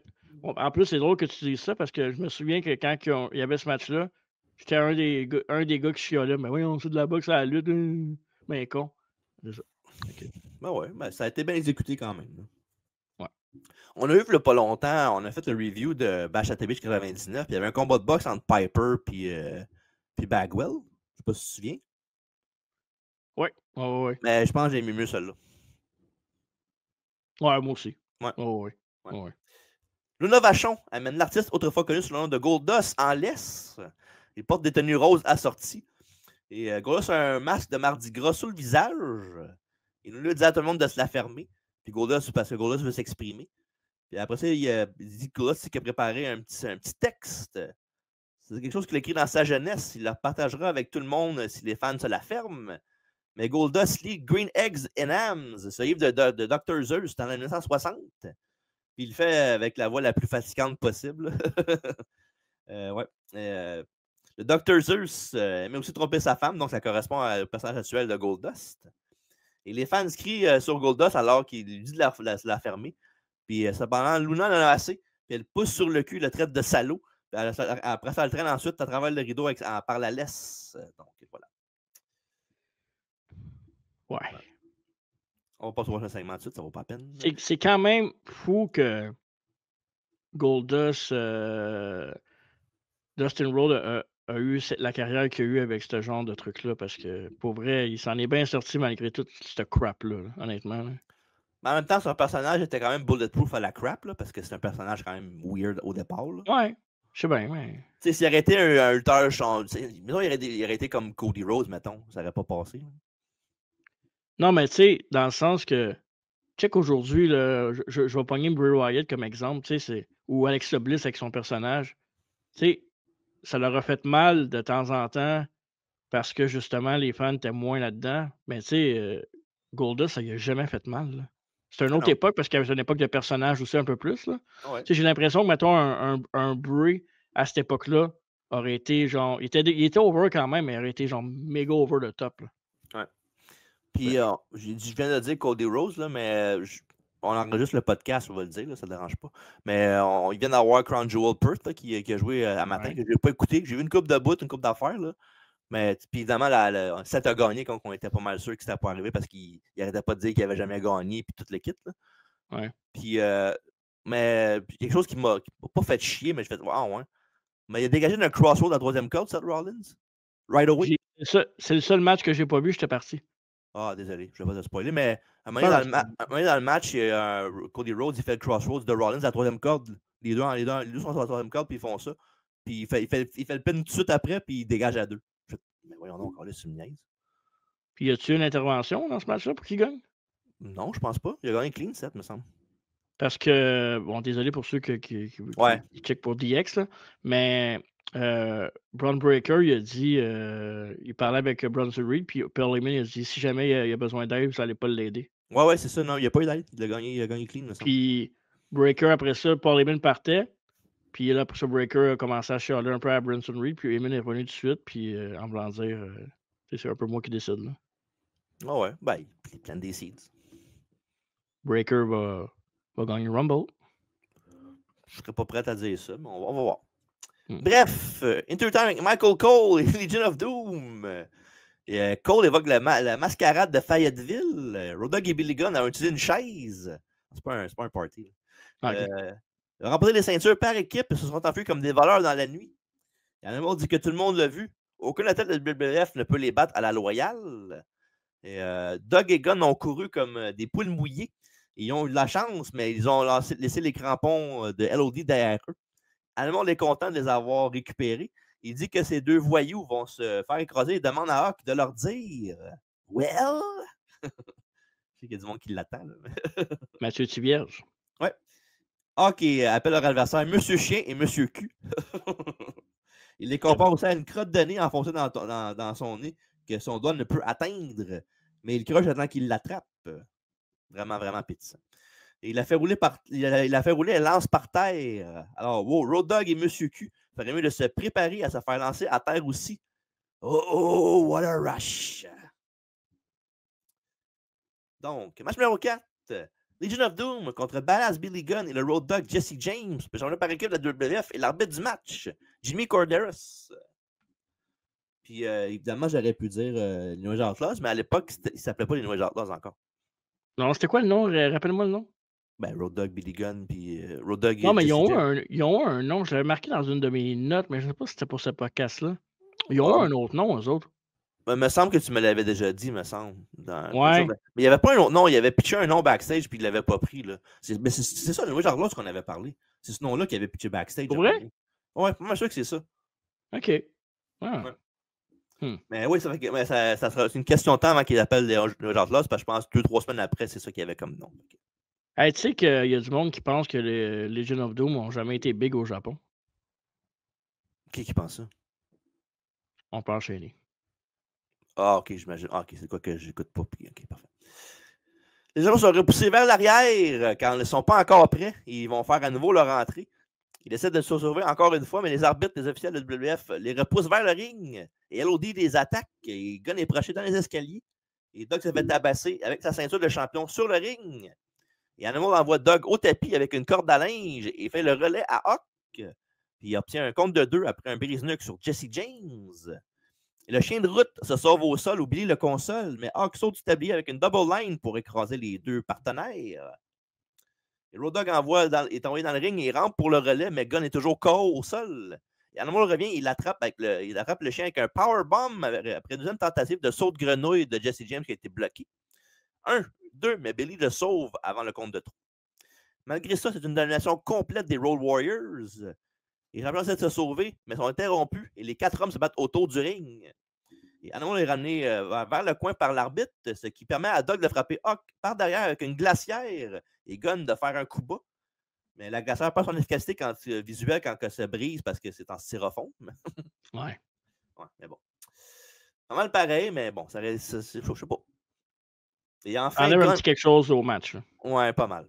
Ben, vraiment un mini quelque chose. Pas assez. Ouais. Mais... Pas au match, mais au coup. Ouais. Parce que c'est quand même LOD que tu frappes. C'est pas Kayantai. Non, c'est ça. Puis après ça, Gunn et Dogg ont un peu d'offensive. Billy Gunn, il va d'un sleeper pendant que la foule encourage LOD. Et Hawk tente de riposter, mais est interrompu par un coup de genou au ventre, le kitchen sink, le lavabo. Et après une corde à linge en même temps, on a un double down. Tag show d'Animal, il se déchaîne en line, en power slam et en coup d'épaule à la volée. Et Dogg se fait placer pour le Doomsday Device, mais Gunn a distrait l'arbitre, ce qui permet à Henry Godwin de se précipiter vers la reine et frapper Animal avec son seau de métal. Hawk se baisse et attrape le seau et frappe Dogg et Gunn juste devant l'arbitre, ce qui fait qu'on a une disqualification Donc, toujours pas par équipe, Road Dogg, Jesse James et Badass Billy Gunn. Il y a des affaires qui me gossent, puis ça, c'est pas dans le match en général, mais tu sais, c'est un match de quoi? 7 matchs? Un show de 7 matchs? 8. Ben, 8. 7 avec le combat de boxe, mettons. Ouais. Là-dedans, tu as 3 finishes avec des DQ. Ouais. Ça m'énerve. On en reparlera pour le main event aussi tantôt. Là. Mais les cheveux de Road Dogg, c'était quelque chose. Honnêtement, là. Wow. Puis le match, sans être trop bon, avait une bonne intensité, puis c'était quand même, ça rentrait au poste. Mais le finish, j'ai pas tant aimé le finish. Là. C'était pas un gros classique, mettons. Ben, c'était correct comme semi-squash, mais les Outlaws ont l'air d'une gang de jambon dans ce combat-là, là, pour vrai. Là. Il avait l'air vraiment être. Ouais. Quoi que je peux comprendre un peu à l'époque aussi qu'ils n'étaient pas les Noirs Outlaws de genre un an plus tard, mettons. Là. Mais je crois qu'il y avait une gang de jambon. Mais sinon, vraiment du côté technique, mais rien de spécial, là, vraiment. C'était by the numbers là, pour un squash un peu compétitif. Fait que j'ai donné à ce match-là 2. Oh, OK. Et si moi, j'ai donné beaucoup plus, moi. J'ai donné 2 3/4. Non, c'est correct. C'est pas une grosse marge, mais c'est quand même un 2 pins de plus. Ouais, quand même. Fait que c'est ça. La rivalité va continuer avec les deux équipes-là pendant quelques temps encore, dont un rematch au Royal Rumble le mois suivant. Et après ça, on a un paquet vidéo sur le prochain combat, le Bootcamp match entre Slaughter et Triple H. Et Slaughter dit que le 7 décembre restera gravé dans l'histoire de Hunter et qu'on le compare à des dirigeants comme Roosevelt et Churchill. Et la vidéo suggère ensuite que Slaughter pourrait bombarder Hemsley. Puis aussi installé que le combat clash de Slaughter pourrait être dangereux à Triple H. On voit des images du Charge qu'il utilise sur divers lutteurs. Puis il voulait que ça soit un big deal s'il réussissait ça à faire Triple H en disant comme quoi, oh, il est fini, le combat clutch, il est fait. Interview time avec Michael Cole, Chyna et Triple H. Cole demande si Hunter savait que son manque de respect se retournerait contre lui. Mais Triple H ensuite traite Michael d'imbécile pour avoir dit ça. Et Hunter, après ça, montre sa trousse de survie pour Slaughter.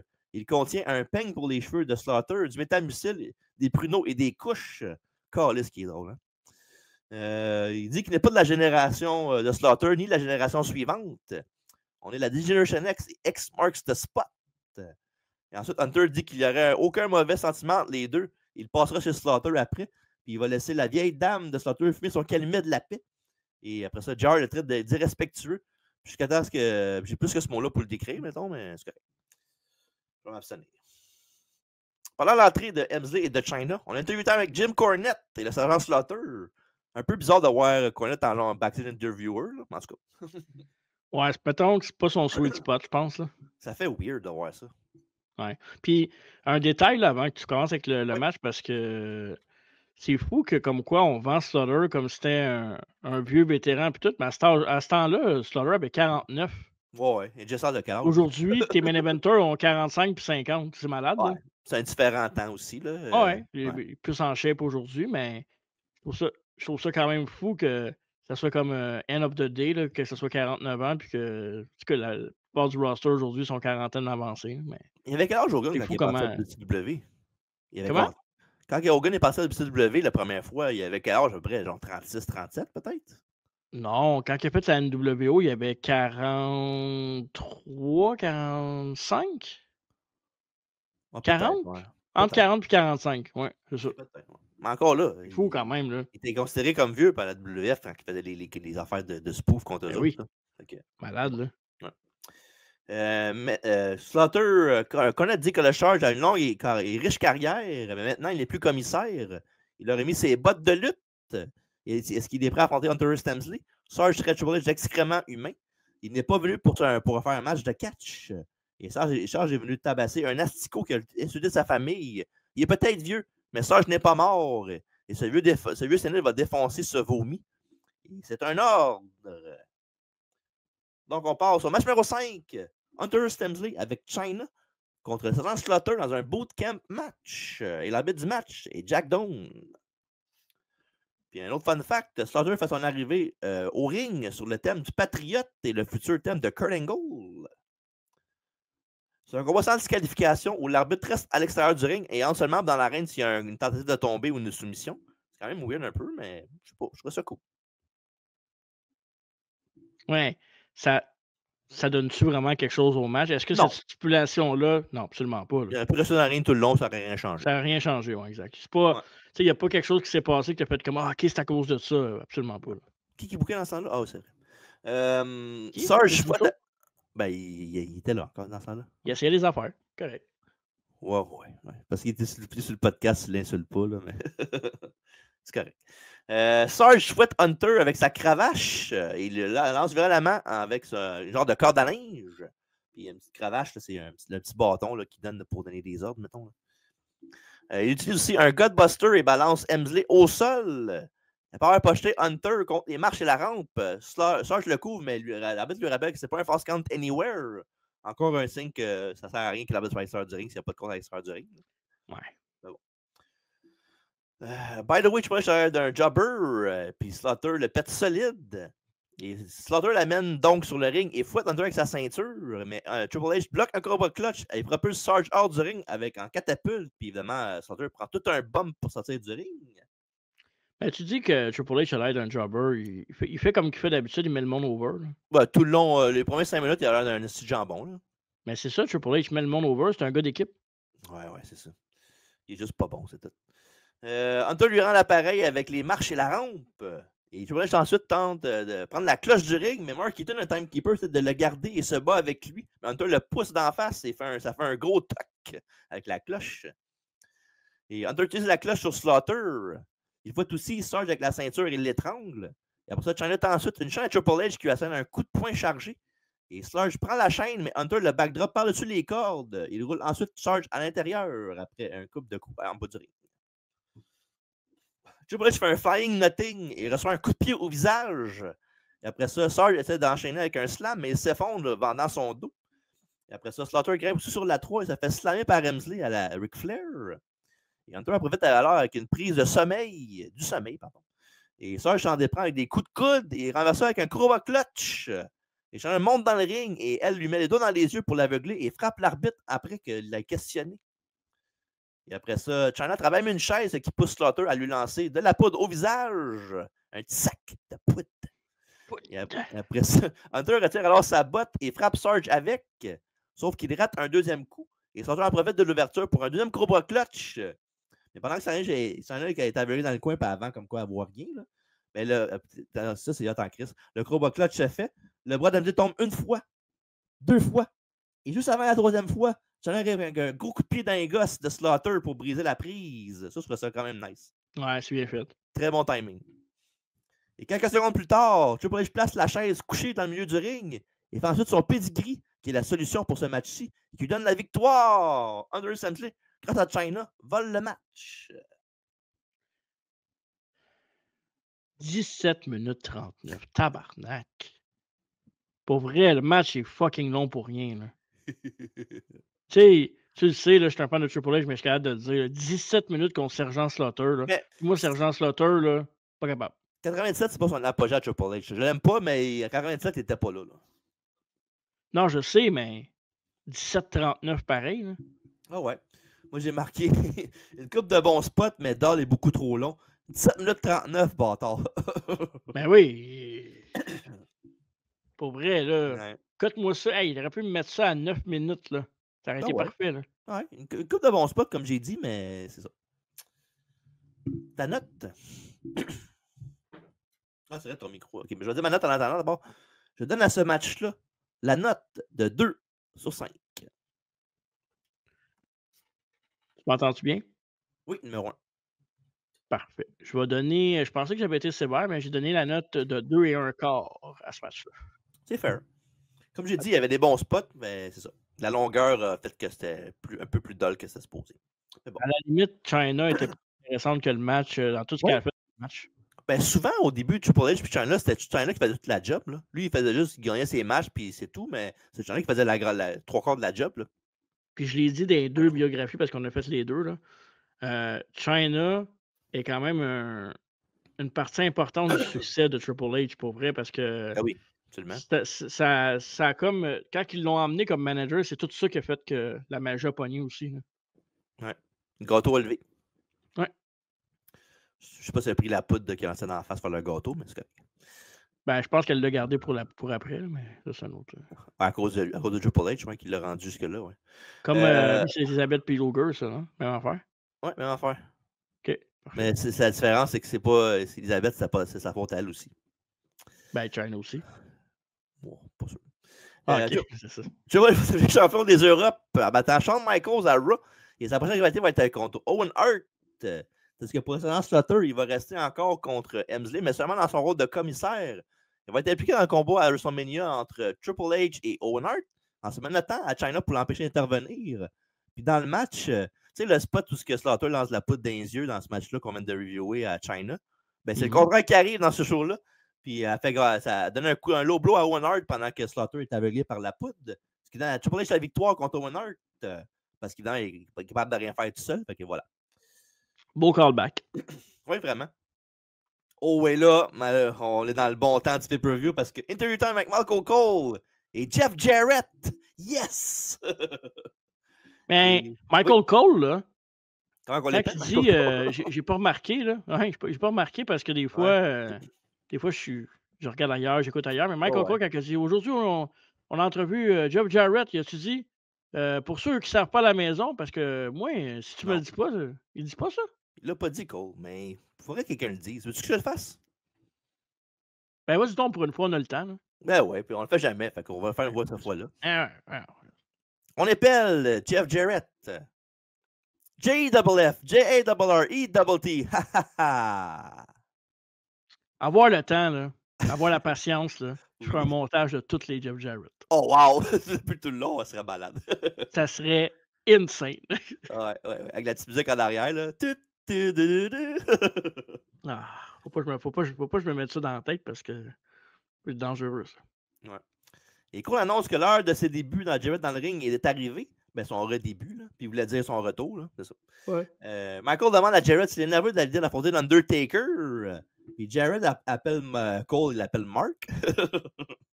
Puis il dit qu'il commencera par en haut et il ajoutera que Taker a sa longue liste d'adversaires qu'il va avoir vaincu. Et ça va faire de lui l'aspirant numéro 1 au titre. C'est une question de temps avant qu'il devienne champion de la WWF. Puis ouais, je t'aime bien, Jeff, là, mais t'as aucune chance. Désolé. Est-ce que Jarrett aurait dû gagner le titre de la WWF ou jamais? Non, je pense pas que c'est son rôle. Là. OK. Puis il était pas over dans ce temps-là pour gagner ce titre. Il était pas une star comme à WCW puis à NWA. Là. Puis à TNA, c'est sa compagnie, fait que ça l'a aidé beaucoup. Puis s'il n'aurait pas été Vince Russo de WCW, il n'aurait jamais gagné la World. Là. Pourtant, il y avait quand même Ouais, mais c'est pas un World Championship Contender. Même si je l'adore, puis c'est un de mes préférés, là, c'est pas un... TNA, ça passait parce que c'était plus région, mettons. Là. Mais je sais pas. Tu seras pas d'accord avec moi parce que t'aimes pas le lutteur, là. Ouais. Mais Jarrett là, ressemble beaucoup à Demise. Ou Demise ressemble beaucoup à Jarrett. Peut-être, mais Jarrett est meilleur lutteur que Demise. Oh, oui. Ça, je suis prêt à convaincre, oui. Je peux pas aller contre Jeff là-dessus. Mm-hmm. Ça aurait été un beau duo, ça, ces deux-là ensemble. Pour vrai, je pense que oui. Là. Ouais. Bref, Jeff est revenu à la WWF avant Survivor Series. Il a enterré la WWE pour l'avoir mal utilisé. Puis il a même démoli son ancienne carrière de chanteur country en blâmant Vince. Puis après ça, il a enterré son propre push en agaçant la mauvaise personne. Il a fait une promo en qualifiant Austin 316 de blasphématoire. Personne n'avait averti qu'Austin qui dirait ça dans sa promo. Puis après ça, il l'a confronté dans les coulisses puis il a crié après Jarrett. Puis ça n'a pas aidé Austin parce qu'il l'aimait pas déjà à la base parce que depuis leur temps à Memphis, parce que à Paul Lawler et les Jarrett, les payes étaient très basses à Memphis. Mm-hmm. Puis Austin a refusé de travailler avec Jarrett à l'avenir. Fait que ça a comme tué son push parce que c'est ça le but qui s'en venait, qui était d'avoir Jarrett contre Austin dans les main events. Là. Austin, c'est arrivé une couple de fois dans sa carrière qu'il a fait ces affaires-là. Hein? Ouais, mais on dit ça, mais souvent c'est justifié. Il y avait j'avoue qu'il y a quand même la compréhension de la business. Là. C'est ça. Ça a l'air genre, ben, il prend sa balle et s'en va chez eux, là, mais souvent, c'est les points qu'il apporte pourquoi il ne voulait pas faire telle affaire. C'est tant des bons points. Là. Ouais, je suis prêt à te donner. Ouais. Fait que ça, pendant ce temps-là, Jarrett avait donné des entrevues à JR un peu à la formule qu'il avait faite avec Mick Foley là, en Mankind pour faire son face turn éventuel. Puis il a affiché une nouvelle personnalité de Prima Donna. Puis il se voyait comme une grosse vedette de la WWF. Puis il refusait de lutter dans le show. la compagnie ne respecte pas ses exigences contractuelles. Un peu comme MVP plus tard, là, avant qu'il signe à SmackDown à l'époque. Oui, absolument. Ouais. Puis le pire, c'est que aussitôt qu'il a commencé à faire les matchs, il a lutté contre Undertaker. Fait que... Ça aide pas. Ouais. Puis Slaughter a dit à Jeff Jarrett qu'il avait un match au pay-per-view, puis qu'il affrontait l'Undertaker en tête à tête au show. Puis si Jarrett le refuse de lutter, ben, il le suspendra indéfiniment. Donc, on est là ce soir pour le match numéro 6. Jeff Jarrett contre The Undertaker avec l'arbitre du match, Tim White. C'est fou parce que c'est Jeff Jarrett comme le bonhomme de lutte qu'on a habillé en blanc avec... Le Aztec Warrior. Ouais, exactement. C'est malade. Puis, j'aime Jarrett, là, mais ce look-là, il est dégueulasse. Ouais, c'est pas... ben, surtout quand tu sais tous les looks qu'il y a eu après. Là. Ouais. Puis la toune aussi, avec sa toune à lui, avec sa voix qu'on entend, c'est dégueulasse. Ouais, c'est pas la toune, le meilleur temps. Mais le fait qu'il y avait ses voice-overs par-dessus, genre super fort, là, qui blastait les speakers. Mais sinon, il tente de gagner un combat de coups de poing, mais Taker retourne la situation contre lui, qui enchaîne les coups dans le coin. Old school de l'homme d'outre-tombe, il étrangle Double J avec son pied, et ce dernier est déjà dans le trouble. Et Jarrett attaque ensuite le bras, attaque en bas, pardon, et s'en prend au genou de Taker. Il lui travaille un peu ce genou-là, mais Taker se relève et multiplie les coups. Et Briseau de Taker suit une descente de la cuisse pour un compte de 2. Grosse botte au visage, le travail de jambe de Jarrett n'a pas porté fruit jusqu'à présent. Et ensuite, les lumières s'éteignent, et c'est la lumière rouge qui s'allume, ce qui signifie l'arrivée de Kane et de Paul Bearer. Et quand il rentre dans le ring, ben, il regarde Taker tout le long, puis Jarrett, il fait juste assez que Taker, à Jarrett d'attaquer Taker, puis il a fait ça de même. Il est malade. C'est incroyable. Mais ça retourne contre lui. Et Jarrett, il se fait faire par un chokeslam par la grosse machine rouge. C'est coûte le match à Taker. Et Jeff Jarrett a battu l'Undertaker. Je répète, Jeff Jarrett a battu l'Undertaker. Ben, c'est vraiment... Pardon. C'est vraiment drôle qu'on dise ça, là. Parce que la semaine passée, à Raw, l'affaire de Maxine et de Becky Lynch, l'upset, qu'elle autre, elle gagne pas par pin, par soumission, mais elle a un gros upset. Ça m'a fait penser un peu à ça quand j'ai vu lundi passé. Ouais, mais tu sais, l'affaire aussi, c'est que, bon, présenter à la télévision comme ça, que Jarrett upset Undertaker, pour le fan qui connaît pas son histoire moyen, ça passe. Ils font comme ah ouais, c'est qui ce nouveau-là? Non, mais pour quelqu'un qui connaît son histoire, il sait que Jarrett, ça fait longtemps qu'il lutte. Là. Exactement. Ouais. C'est pas comme Maxime Dupuis, mettons. Là, mais non, c'est ça. Il y avait il y avait du millage déjà, ça fait longtemps dans le business. Là. Exact. Puis après ça, Kane est dans la face du Deadman et le gifle en plein visage. Mais Taker est fâché, mais ne riposte pas. Puis après ça, Kane déclenche ses explosions dans le coin, puis il s'en va. Puis Taker les regarde s'éloigner. Pendant ce temps-là, pendant que Taker est distrait, Jarrett en épée lui fait un chop block au lieu de se pousser pour faire que j'ai gagné le match. Là. Il fait un chop block. Il tente le figure 4, mais Taker l'attrape à la gorge, il lui fait son choke slam. Puis Taker s'en va, l'air triste. Et Jarrett dit que Taker a le cœur brisé par son frère. Puis Lawler pense que c'était juste la peur de l'Undertaker. Puis après qu'il a quitté, Jarrett, un peu groggy, se relève et ordonne à l'arbitre de lever sa main. Puis il fait il se pavane comme celui peut le faire. Votre gagnant et le mien aussi, Jeff Jarrett.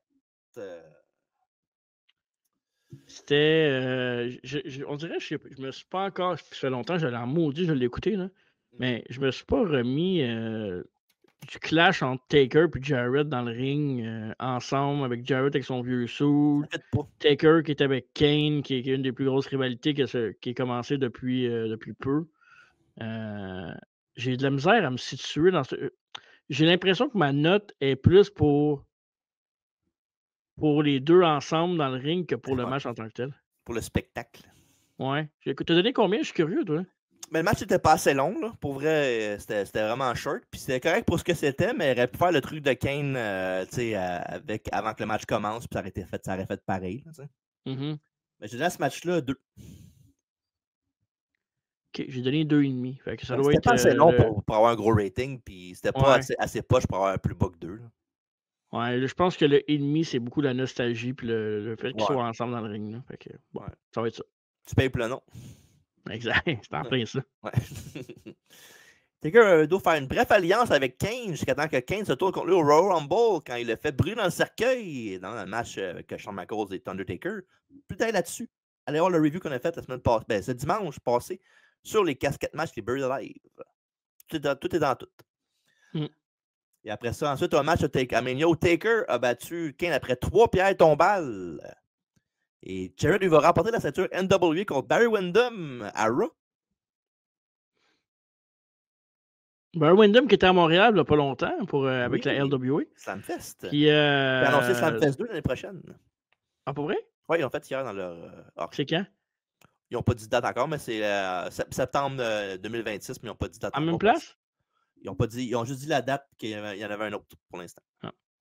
Plate parce qu'on était du côté d'Allas, sinon j'aurais aimé ça le voir parce qu'évidemment, je ne sais pas si tu le savais, là, mais Barry Windham, c'est l'oncle de Bray Wyatt. Mais voilà, non, toi. Je te le dis. Colin. On apprend tous les jours, là, mais on se couche moins niaiseux. C'est vrai. Ce qui est quand même dur dans mon cas.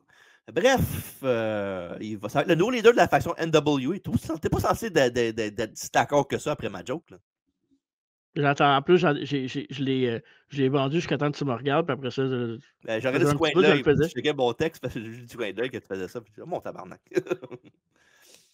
Ouais, puis il va donner le nouveau leader de la faction NWA de Jim Cornette. Avec Jim Cornette. Ouais. Et après ça, c'est ça. Et ensuite, Michael Cole est dans la boxe de Milton Bradley avec Mark Henry. Il traîne avec les gros bonnets de l'entreprise de jouets. Et après ça, Michael demande à Mark quand il reviendra. Puis il répond qu'il sera retour dans une semaine environ. Puis après ça, Cole demande aussi à Mark un pronostic pour le match entre Rock et Austin qui s'en vient. Puis Henry a choisi Stone Cold. C'est son homme. Puis dans un twist d'ironie, 3 semaines plus tard, il va joindre The Rock dans la nation de domination. Ouais. Paquet vidéo ensuite sur la rivalité entre The Rock et Steve Austin. Rocky s'est joint à la WWF, mais le succès lui est monté à la tête. Il s'est entiché de ses exploits. Il diffuse après des extraits de Rocky se vantant à la 3e personne. Mais son adversaire, Stone Cold, est différent. Il n'appartient à aucune nation, il n'a aucune confrérie, il n'a aucune croyance religieuse. Austin distribue des sonneurs et des coups de fouette. Et on voit tout le monde, sauf Rocky, recevoir un stunner. Et Rocky promet au départ de son titre intercontinental, quoi qu'il arrive. Et ensuite, il montre Rocky recevant un message choquant sur son beeper. Ça, c'est malade. Là. Le Rocky check son beeper. Les gros yeux, puis Austin est en arrière de lui. Austin attaque, mais Rocky s'enfuit. Et après ça, Austin conduit son pick-up truck dans l'arène et provoque Rocky. Et donc, après ça, on a interview time avec Doc Hendrix, D'Lo Brown, Khan Mustafa, Farouk et The Rock. Et Hendrix l'appelle Rocky Maivia et Doc appelle Stone Cold l'homme le plus dangereux de la WWF. Rock en a assez des déclarations stupides d'Hendrix. Il rappelle à Doc que c'est The Rock maintenant. Et depuis, The Rock est le champion intercontinental le plus dangereux. C'est le champion du peuple, le meilleur champion intercontinental qu'il n'y a jamais eu. Donc, voilà, The Rock qui confirme le tout. Match numéro 7.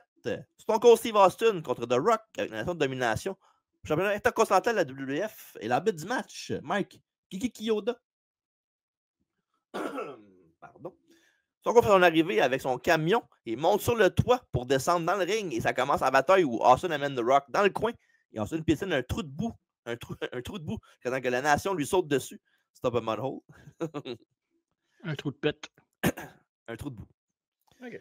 Ouais. D'Lo charge Stone Cold, mais Steve le backdrop sur le camion et le pare-brise encore brisé. Un petit beau visuel. Comme ça, il y a un point autre visuel. Il monte après ça sur le toit avec D'Lo. Il fait le Stone Cold Stunner. Et la foule est en vrai délire. Et ça, pour vrai, c'est des moments iconiques qu'on voit souvent. On voyait souvent dans les packages vidéo dans ces années-là. Là. Ouais, quand ils montraient Austin, les vidéos packages Austin, souvent, genre comme quoi. Ouais, c'était ça. Ils se foutent tout, là, et ils montraient souvent ce spot-là. Avec raison, puis c'est vraiment beau. C'est vraiment nice comme spot. Il était là pour manger à voler, mettons. On va se le dire. Là. Ouais. Et Austin revient affronter Rocky dans l'arène et réussit un coup d'épaule et son fameux Lutez Press. Après ça, il change les tentatives de tomber avant que Maivia envoie Austin à l'extérieur où Farouk et Kama peuvent attaquer le serpent du Texas à leur guise. Mais malheureusement pour Rock et la nation, Kama frappe Farouk avec une chaise par erreur. Et Austin envoie Kama dans le camion. Cependant, The Rock attaque Austin quand il revient dans l'arène. J'ai noté aussi que Steve a sa veste de cuir tout le long du match, un peu comme si tu luttais à No Mercy, puis tu fais le 3e attire, puis luttais en gear qui lutterait jamais d'habitude. Tu peux pas l'enlever, ouais. Ouais, c'est ça. Moi, je veux qu'il lutte en short jeans à ce soir. Wow. Ouais. Et Rocky utilise des punches et un coup bas pour mettre le Rattlesnake à terre. Puis il slam aussi Austin, il lui porte le People's Elbow qui, dans ce temps-là, avait pas de nom. Puis aucun pop aussi quand il le fait. C'est quand même weird quand tu check ça. Genre, juste 6 mois plus tard, il y a genre un pop de malade comme s'il avait gagné la World Series au baseball. Mais Mais ça, c'est malade, l'évolution de la rivalité Austin et The Rock, parce qu'ils ont comme évolué leurs personnages en même temps. Puis, ils ont comme passé de mid-card à main eventer quasiment en même temps aussi. Fait que c'est tellement organique. Puis, tu verrais plus ça aujourd'hui, genre de passer aussi rapidement ensemble de toc à toc. Tu sais, peut-être que ça se fait encore, mais j'ai l'impression que c'est trop devenu des gros noms pour qu'on réalise qu'aujourd'hui, on peut encore vivre ça. Hein. C'est quoi les meilleurs exemples de ça, à peu près, d'après toi? Genre Batista, Cena, puis, mettons, genre Seth puis Roman, peut-être? Mais j'ai l'impression que Seth et Roman étaient déjà des stars, parce qu'ils sont arrivés en trio. Ouais. Ils n'ont pas. Parce que, mettons, Orton était peut-être celui qui a suivi le plus le Orton, chemin Cena, de. plutôt. Ouais, Orton, Cena, mais même à ça, Cena, ouais, quoi qu'il ait été champion US. Ouais, je pense Orton, Cena. Ouais, je pense pas mal ça. Ouais. C'est pas mal similaire, je trouve, comme situation. Là. Ouais, 100%. Ouais. Et après ça, aucun pop, comme j'ai dit, pour le People's Elbow pour l'instant. 1, 2 et kick out d'Austin. Ça ne marche pas. Après ça, Rock enchaîne avec un autre slam et il rate son deuxième People's Elbow. Austin a le contrôle alors que Kama le distrait. Steve le frappe et Mustafa tombe du tablier. Après ça, stunner à Kiki. Parce que Austin, il était genre un peu aveuglé, fait qu'il savait pas qui faisait le stunner, fait qu'il l'a fait à ton chum Mike. Et Austin pensait que c'était The Rock, malheureusement pour Kiki. Et Rocky a profité de l'occasion pendant que Steve ne regarde pas et sort un point américain. Il essaie de le frapper, mais Stone Cold le bloque et porte un stunner. Un autre arbitre, Jimmy Corderas, arrive pour faire le tomber. 1, 2 et 3. Tout champion intercontinental, Stone Cold Steve Austin. Le match a duré, juste 5 minutes 28. Puis j'ai l'impression que il s'est tellement passé d'affaires en 5 minutes 28 parce que aussi le avant et l'après. Comparé à 7 minutes 39, mettons. Là. C'est le jour et la nuit. Puis, c'est ça, les gars, c'est des stars. Là, je veux dire, tu le vois, ils n'ont pas besoin. En 5 minutes ou en 20 minutes, ils peuvent faire le même damage que. C'est des pros, c'est des big stars. Fait que je trouve ça. Non, c'est pas vrai. Je dire, je trouve ça peu pour le match qu'on avait, mais en même temps, c'est correct. C'est l'évolution qui s'en vient après. Puis qu'ils sont quasiment prêts pour le prochain step en sachant que Sean s'en va bientôt. Puis que Brett est parti. Fait que c'est parfait. Moi, j'ai donné à ce match-là 3 écarts pour le peu de temps qu'il y a eu. Malgré le fait que le combat n'était pas long, c'était parfait, j'ai trouvé comme match en général. Puis en plus, la foule était vraiment dedans, fait que ça a beaucoup aidé. Puis évidemment, ils ont juste craché la surface de leur rivalité un contre l'autre, les deux. Là, fait que pour vrai, c'était excellent. J'ai donné un petit peu moins que toi, mais pas beaucoup. J'ai donné 3. OK, parfait. C'était pas assez long. Sinon, ça a été, mettons, 3 minutes de plus, 4 minutes de plus, peut-être j'aurais donné 3,5, 3 quarts peut-être. Ouais, puis ça dépend toujours aussi de 3-4 minutes de plus pour que ça soit quand même une qualité. Là, pas 3 minutes de sleeper puis un stunner attempt dans l'autre après. Là, bon. Exact. La nuit suivante à Roy's War, Austin a reçu l'ordre de M. McMahon de défendre le titre lors d'un combat revanche, mais le donnait à The Rock à la place avant de lui faire un Stone Cold Stunner pareil. Et dans un acte de défiance, Austin a jeté la ceinture dans la rivière Piscataqua de New Hampshire. Piscataqua, pardon. C'est dur à dire. Et voilà, fait que ça conclut Austin et The Rock pour l'instant. Récapitule de la viralité entre HBK et Shamrock. Une musique dramatique accompagne les actrices de Shamrock en train de faire des ankle locks. Puis on voit aussi Shamrock en train de devenir fou. Et comme il faisait souvent, dans sa zone. Puis ensuite, on voit Shawn Michaels faire semblant d'être invulnérable à la prise de Ken. Dans un segment que je me rappelle, je me rappelle beaucoup d'affaires évidemment, mais un segment que je me rappelle beaucoup là, de ma jeunesse, là, c'est quand que. Il montre dans cette vidéo package-là, c'est quand Michaels est dans une chaise roulante, puis il dit moi j'ai pas peur du ankle lock, puis tout. Puis là, il y a Triple H qui arrive, puis Chyna, puis ils vont juste twister le soulier. Puis j'ai pas mal. Ah, ok, peut-être. Après 3-4 tours, là. Je ferais ça vraiment niaiseux puis cool là, en même temps, c'est drôle. Là. Ouais. Ben, ça fit avec DX. Là. Ouais, c'était malade. Puis Michaels blague en disant que DX a toujours une longueur d'avance sur la concurrence. Puis il enchaîne ça avec l'attaque de DX au Jim Neidhart. Puis Slaughter et Shamrock lui viennent en aide. Et Ken lui assène un belly-to-belly suplex de l'ankle lock. Puis là, Shawn Michaels tape en malade mental. Voilà. Interview time avec Jim Cornette et Ken Shamrock. Puis je l'ai dit tantôt, mais je dois le dire encore, c'est weird de le voir en interview, Jim Cornette. Et Jim dit que Ken connaît bien les combats en pay-per-view, mais Sean a l'expérience dans le ring. Et comment Ken va-t-il réagir? Et Shamrock dit qu'il est d'accord avec Jim. L'expérience du combat et Sean est un excellent lutteur, mais Ken est dans sa zone. Puis Sean va crier comme un bébé. Puis anyway, lui et son chum sont habitués de crier comme des bébés. On fait ça toute la carrière.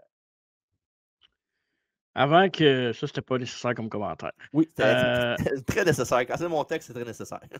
Dans ce build-up-là, c'est-tu dans ce build-up-là, que, tu sais, des fois, il y a des vidéos qui passent sur le net avec les botches. La vidéo, c'est que Shamrock est attaché, il est pris d'un corps, puis Triple H le frappe, puis il réagit 3 secondes plus tard au punch. C'est-tu dans ça? Dans ce moment-là? Je pense pas que c'est celle-là. Il me semble que j'ai pas vu dans ce match-là. Tu te souviens tu sais c'est quoi, de quoi je parle? Ouais, genre le punch, puis là, il touche pas Shamrock, puis il vend pas, puis il en fait un autre. Ouais, je pense pas que c'est dans ce match-là. Tu es dans ce match-là? Je sais pas, mais c'est sûrement dans cette rivalité-là, dans ce temps-là, par exemple. J'imagine. Je me souviens le spot que Shamrock se fait couper d'un corde, puis il manque la 2, puis la 3, puis il snap le coup comme malade. Ça, je m'en rappelle, mais l'autre, me souviens pas. Attends, peut-être dans mon texte, tu vas peut-être le dire, on s'en rend compte, mais pour de mémoire, je pense qu'il n'était pas dedans. OK. Mais oui, parfait. Oui, ça, je suis rendu là. Interview time avec JR qui interviewe Sean depuis la table des commentateurs. Puis il accuse Sean d'être irrespectueux.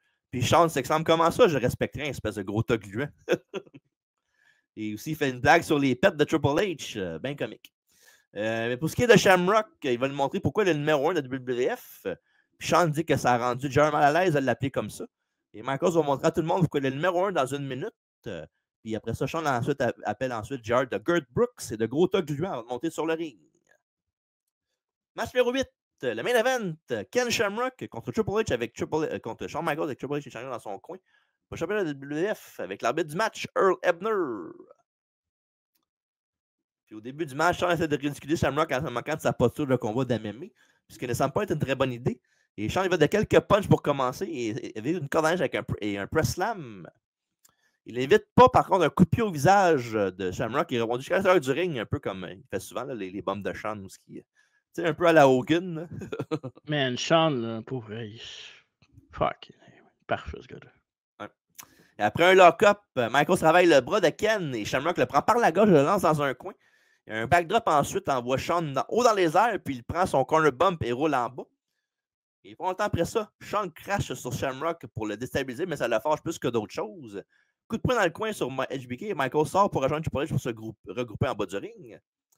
Shamrock en profite pour leur faire un tête-à-tête avec un bon vieux Coco Bang. Ça sonne écrit là-dessus. Shamrock bloque un sunset flip et projette Sean dans le coin avec un double choke. Après ça, le whip ensuite de l'autre bord et Sean rebondit ventre premier sur le coussin et quand Ken le kick, Michael atterrit sur la 3, showstopper en premier. Et Shamrock cherche le belly-to-belly suplex, mais Sean agrippe l'arbitre et ramasse Ken entre les jambes avec un coup de pied de mule. Et après ça, Triple H attaque l'homme le plus dangereux au monde en bas. Et ensuite, Triple H, HBK sort de la 3 avec un superbe croix de corps sur Shamrock. Puis après ça, une glissade de baseball semi-réussie. Mais sur le deuxième coup, Ken se tasse et Sean rentre sur Triple H. Après ça, Michaels... il se fait menacer par Shamrock vers le coin. Puis Chyna en profite pour pousser Ken sur le poteau, face première. Ben meilleur qu'une chop sur le poteau, ça. Ouais, c'est vrai. Et après ça, Chyna fait un body slam à Shamrock au sol, alors que Hebner est occupé avec le champion. Ça continue avec MZ qui projette Shamrock contre la barrière de sécurité en bas du ring. Après ça, Shamrock renverse un crossbody pour 2, mais Sean stoppe le momentum de Ken avec un coup de coude qui enchaîne avec un chin lock après. Et Shamrock se relève avec bloc un hip toss avec un genre de pin où ce qui tient la jambe puis un bras de Sean pour un compte de 2 seulement. Et un long sleeper de Michaels. Et éventuellement, Shamrock se relève et met Sean sur son dos pour rentrer dans le coin. Et comeback de face avec Ken qui enchaîne avec une corde à linge dans le coin, suivi d'un autre backdrop. Gros power slam, 1, 2, kick out de HBK. Un Ouagarana ensuite et martèle Shawn Michaels de coup de poing au visage rendu au tapis. Et Sean tente un crucifix, mais Sean en sunset flip mais Shamrock renverse ça, empile lui-même pour un autre compte de 2. Et après ça, momentum stoppé de Shawn Michaels sur Shamrock avec un doigt dans les yeux de Ken. Et Shawn le whip, ensuite, qui manque la corde, puis se décapite un peu, le spot que j'ai dit tantôt. Là. Ouais. Et après ça, Shawn tente un autre Rana, mais Shamrock reste sur place et transforme ça en powerbomb. 1, 2, et non! Très beau spot. Ouais, très beau near fall des deux lutteurs. Après ça, Shawn distrait encore Ebner pendant que à Triple H est changé d'amener Shamrock en bas. Et Hunter se déchaîne sur Ken avec des punches puis qui envoie Shamrock en dedans après. Et Shawn, il va d'un slam et de son elbow drop de la troisième corde. Très bien fait, comme d'habitude. La dose unique de mâchoire est esquivée par Shamrock qui lui fait une souplesse ventre à ventre. Il fait un ankle lock. Mais avant que Shawn puisse taper, MJ rentre dans le ring pour briser ça et on a une disqualification. Bouh! C'est dommage, ça, pour vrai. Là. Et DX continue d'attaquer Shamrock après la cloche et Hunter lance Shamrock au sol et poursuit l'assaut pendant que Shawn applaudit du tablier. Mais un homme en hoodie saute dans le ring et ramasse Shawn qui revole sur la tête des commentateurs d'aplomb. J'ai fait oh shit! Je m'en rappelais, mais j'ai fait oh shit quand même parce que c'était quand même. Il l'a rentré d'aplomb là. Ouais. Et c'est Owen Hart, le mouton noir de la famille Hart, qui donne des coups de poing à Shawn. J'attends qu'il le fasse signer du nez. Et après ça, Hunter finit par le repérer. Il vient à sa rescousse, mais Owen saute alors la barricade et s'enfuit dans la foule. Puis Ross dit que la revanche sera l'enfer pour Shawn et DX. Il se demande aussi où Owen est passé. Il est parti sans de déchets. Et JR nous souhaite la bonne nuit, la bonne fin de soirée, alors que Shawn pose avec sa ceinture. C'est comme ça que se termine In Rouse, T-Generation X. Avant de parler du main event, là, juste le moment où Hart attaque Michaels puis qui est contre la DX parce que Brett est parti. On l'a déjà dit, mais je vais leur dire, là, ça c'est un moment là, in time, là, qui aurait pu permettre facilement à Owen Hart de gagner la World Championship contre Shawn Michaels. Il aurait dû gagner la belt. Il aurait dû gagner la belt contre Michaels. Je t'aurais dit oui s'il n'y avait pas eu son coach Steve Austin qui s'en venait. Là. Ouais, mais t'aurais pu faire une fois, là, non? Non. Non? Le laps de temps est trop court pour donner un ring à Owen contre Michaels. En plus, ils font le casquette match. Fait que... Ouais. Michaels aurait-tu perdu contre Owen Hart la belt? Non, hein? Peut-être, mais il aurait regagné par un point après ça, je suis sûr. Connaissant son historique qu'il ne veut pas perdre. Là. Ouais. Mais Owen Hart est quand même apprécié de tout le monde. Je pense pas que. Non, sa legacy est quand même respectée malgré ça. Mais bon. Mais Shawn a toujours été craintif, Shawn Michaels, de son spot. Fait qu'il aurait peut-être fait confiance juste à cause par défaut. Là. Même si Owen Hart est bien smart et bien fin, il fait des belles jokes. Là, mais... Bon. Sinon, un main event solide, mais il manque un petit quelque chose, j'ai trouvé. Là. Puis évidemment, le DQ n'a pas aidé. Puis le fait que c'est un petit peu long aussi, par contre. Là, mais bon. Je donne à ce match-là 3,5. T'avais donné combien à Taka contre l'autre, toi? 3,4. OK. Fait que ça respecte ton. Ça respecte ton truc, OK. J'ai trouvé que le match-up était intéressant là, de voir Ken Shamrock dans un combat. Ken Shamrock, c'est un autre aussi qu'il a flirté souvent avec la World Title qu'il aurait pu gagner parce qu'il y a eu des spots importants là, contre The Rock, contre Michaels. Il a été souvent mis en avant. C'était souvent juste le step de plus qui manquait. Là. Je pense que c'est un autre aussi que tu aurais peut-être pu donner éventuellement parce qu'il a fait de la bonne job Shamrock en tant que lutteur. Vraiment, vraiment. Là. Moi, j'aime beaucoup le match-up Michaels-Shamrock. C'est pas un match-up qu'on voit souvent dans un pay-per-view comme ça. Le match était solide. Évidemment, quand tu luttes contre Michaels, c'est rare de faire mauvais. Faut que tu sois mauvais à maudit, puis Shamrock, c'est pas son cas. Là. Non. Mais c'est vrai qu'il y a eu des petites affaires, des petits accrochages ici et là, des petites longueurs. Puis le DQ, ben ça c'est pour moi, tu peux pas finir un pay-per-view qu'un DQ, ça c'est un non définitif. Là. Non, mais c'est New House. Là, fait que c'est comprenable. Ouais, c'est New House, exact. Ouais. Puis c'est weird. C'est vraiment weird, là, mais je vais donner exactement la même note que le match Taka contre Brian Christopher, 3 et 3 quarts. OK, c'est correct. Ben, c'est juste drôle de rentrer Taka, Brian Christopher, Shawn Michaels, Ken Shamrock dans la même note. Là, fait que ça... Ouais. En même temps, c'est bon. C'est ça, exact. Avec le retour d'Owen et un angle de la fin de feu, c'est sûr que ça va être un match écœurant au Rumble avec les rôles inversés, surtout avec Shawn Hill et Owen Babyface, hein? Non? OK. Il n'y aura pas de gros match en pay-per-view et Hart va se faire transférer à Triple H à la place dans une feud que MZ va gagner pratiquement toutes les fois qu'ils vont s'affronter. Shocking. C'est tellement fucking stupide aussi. Shawn va feuder contre Undertaker à la place. Ils vont avoir un combat de cercueil au Rumble, comme j'ai dit un peu plus tôt, que Shawn va gagner. Et lui, Shamrock va renouveler sa guerre avec The Rock après ça jusqu'à WrestleMania. Fait qu'on est rendu. Mais, Oui, vas-y. mais le programme avec Taker, était-tu nécessaire? Oui, puis Non. non. Ben, peut-être parce que c'est plus Star Power Undertaker. Là. Mais Puis, mettons, tu fais le match, là, Michaels contre Owens au ouais, Rumble. ouais, Owens t'aurais gagne pu. la belt. Sean peut pas reprendre un peu plus tard? Je sais pas. Mais là, Sean était. Ça, Sean était dans ce temps-là, c'est le temps qu'il était blessé. Là. Ouais. Fait que, tu sais. Puis, tu sais, je dis ça, mais c'est mon meilleur match de casquette ever. Là. Ouais. Fait que, Mais tu dis ça, la rivalité Taker puis Sean était-tu nécessaire, mais la rivalité, il y avait le out de quelqu'un des Sean a gagné au Bad Blood parce que la foule était peut-être pas finie totalement. C'est un bon blow-off, ça. non, je sais. Parce que le match est très bon et tout ça, mais tu sais, je veux dire, l'argent à faire avec Art est beaucoup plus grand que Taker à ce moment-là de l'époque, non? C'est encore drôle. Si tu joues sur l'histoire de Brett, Ouais, mais je pense que qui est peut-être pas là non plus. Taker est trop over pour que ce soit moins le plus bas qu'Owen Hart, là, comme dans l'échiquier pour un rating, mettons. Ouais. Mais bon, je pense que ça aurait pu être quelque chose qui aurait pu. Mais en même temps, comme tu dis, Mania, c'est au mois d'avril, c'est le Rumble au mois de janvier. Fait que aurait peut-être fallu que tu rushes un peu plus tes storylines. Je pense que c'était mars en ce temps-là, par exemple, WrestleMania. C'était mars, parce que c'est encore Ouais. pire. Ouais. Mais tu sais, dans un timeline où Sean n'est pas blessé, tu aurais pu facilement faire contre Taker Rumble, puis au Inner House, entre le WrestleMania et le Rumble, ben, tu mets contre Owen Hart, puis c'est là qu'il gagne, mettons. Pas Owen Hart, mais Sean gagne. Là.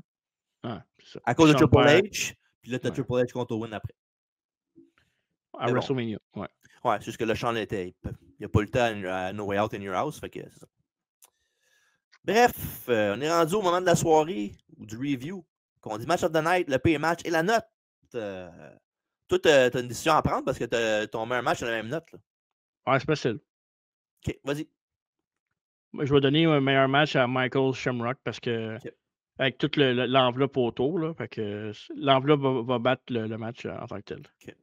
Vous savez suivre mes notes, vous savez que ma réponse c'est Sean contre Shamrock. Là. Mais Ouais. c'est ça, mon match of the night, ça va être ça. Mais rien enlevé à Taka et Christopher, en fait, une belle performance. Là. Puis Austin aussi, puis The Rock. Là. Fait que, Ouais, c'était bon. Quand même un choix avec trois bons matchs quand même. 3 matchs solides. Ouais. Le contraire de solide, c'est le pay match de la soirée que je vais donner à DOA et Los Boricuas. Ouais, simple, c'était désastreux. Et la note, je vais te laisser commencer toi en premier. Ouais, la note, c'est on est comme dans un sweet middle, je trouve. Tu vas d'un bord, tu vas de l'autre, mais c'est pas un mauvais pay-per-view en tant que tel. Non, c'est solide. C'est correct. Mais est-ce que, tu sais, avec tous les shows qu'on a ratés, on a eu beaucoup de 7, de 8, tu sais, on a eu beaucoup de 5, de 4. Moi, j'ai donné 6.5 à ce pay-per-view-là. OK. Quoi? J'ai donné à Inner House des Generation X la note de 5.5. Ah ouais? Mm-hmm. T'es sévère, je trouve, quand même. Peut-être. Mais j'aurais peut-être donné 6 si le main event n'aurait pas eu de DQ à la fin. OK. Mais t'as le droit. Oh non, c'est bien correct. Souvent, c'est le contraire. C'est moi qui ai la plus grosse note, puis le petit plus bas. Fait que... Mais pour la première fois, je trouvais que ma note, là, j'étais comme dans de la ouate. J'étais confortable. Ouais. Mais ça fait du sens que tu as une plus grosse note du show que moi, parce que tout le long du show, tu as dit des affaires genre 3 et 3 quarts. Moi, c'était 3. Fait que ça va avec. Un petit peu plus, un petit peu plus haut, une petite affaire. Fait que, Tu vois, nos ratings, on respecte tout à la lettre. Fait que c'est ça. Ouais. Eat that, Meltzer! Non, c'est pas vrai, je l'aime, Dave. Fuck Meltzer. Laisse faire. Bref, s'il conclut, Inner House DX, il est rendu le pay-per-view Retro Review? Il est dans le rétro bizarre! On le voit plus! Ce qu'on voit par contre, c'est les prochains rendez-vous. Hein, Marco? Ouais, biographie de Mick Foley, la légende du hardcore, Cactus Jack, Dude Love, Mankind. Donc ça va être très, très, très intéressant. Beaucoup de fans de Foley, évidemment. Et Foley va être aussi en vedette Halloween Havoc 93 qui va compléter notre mois d'octobre et Spooky Halloween. Et à travers la table, 20h30, ne manquez pas nos grandes entrevues. On dirait que c'est Stéphane Bureau. Live, YouTube, Facebook et Twitch. Évidemment, en deux collections, le quiz et tout plein de choses qui peuvent se passer puisqu'on est live.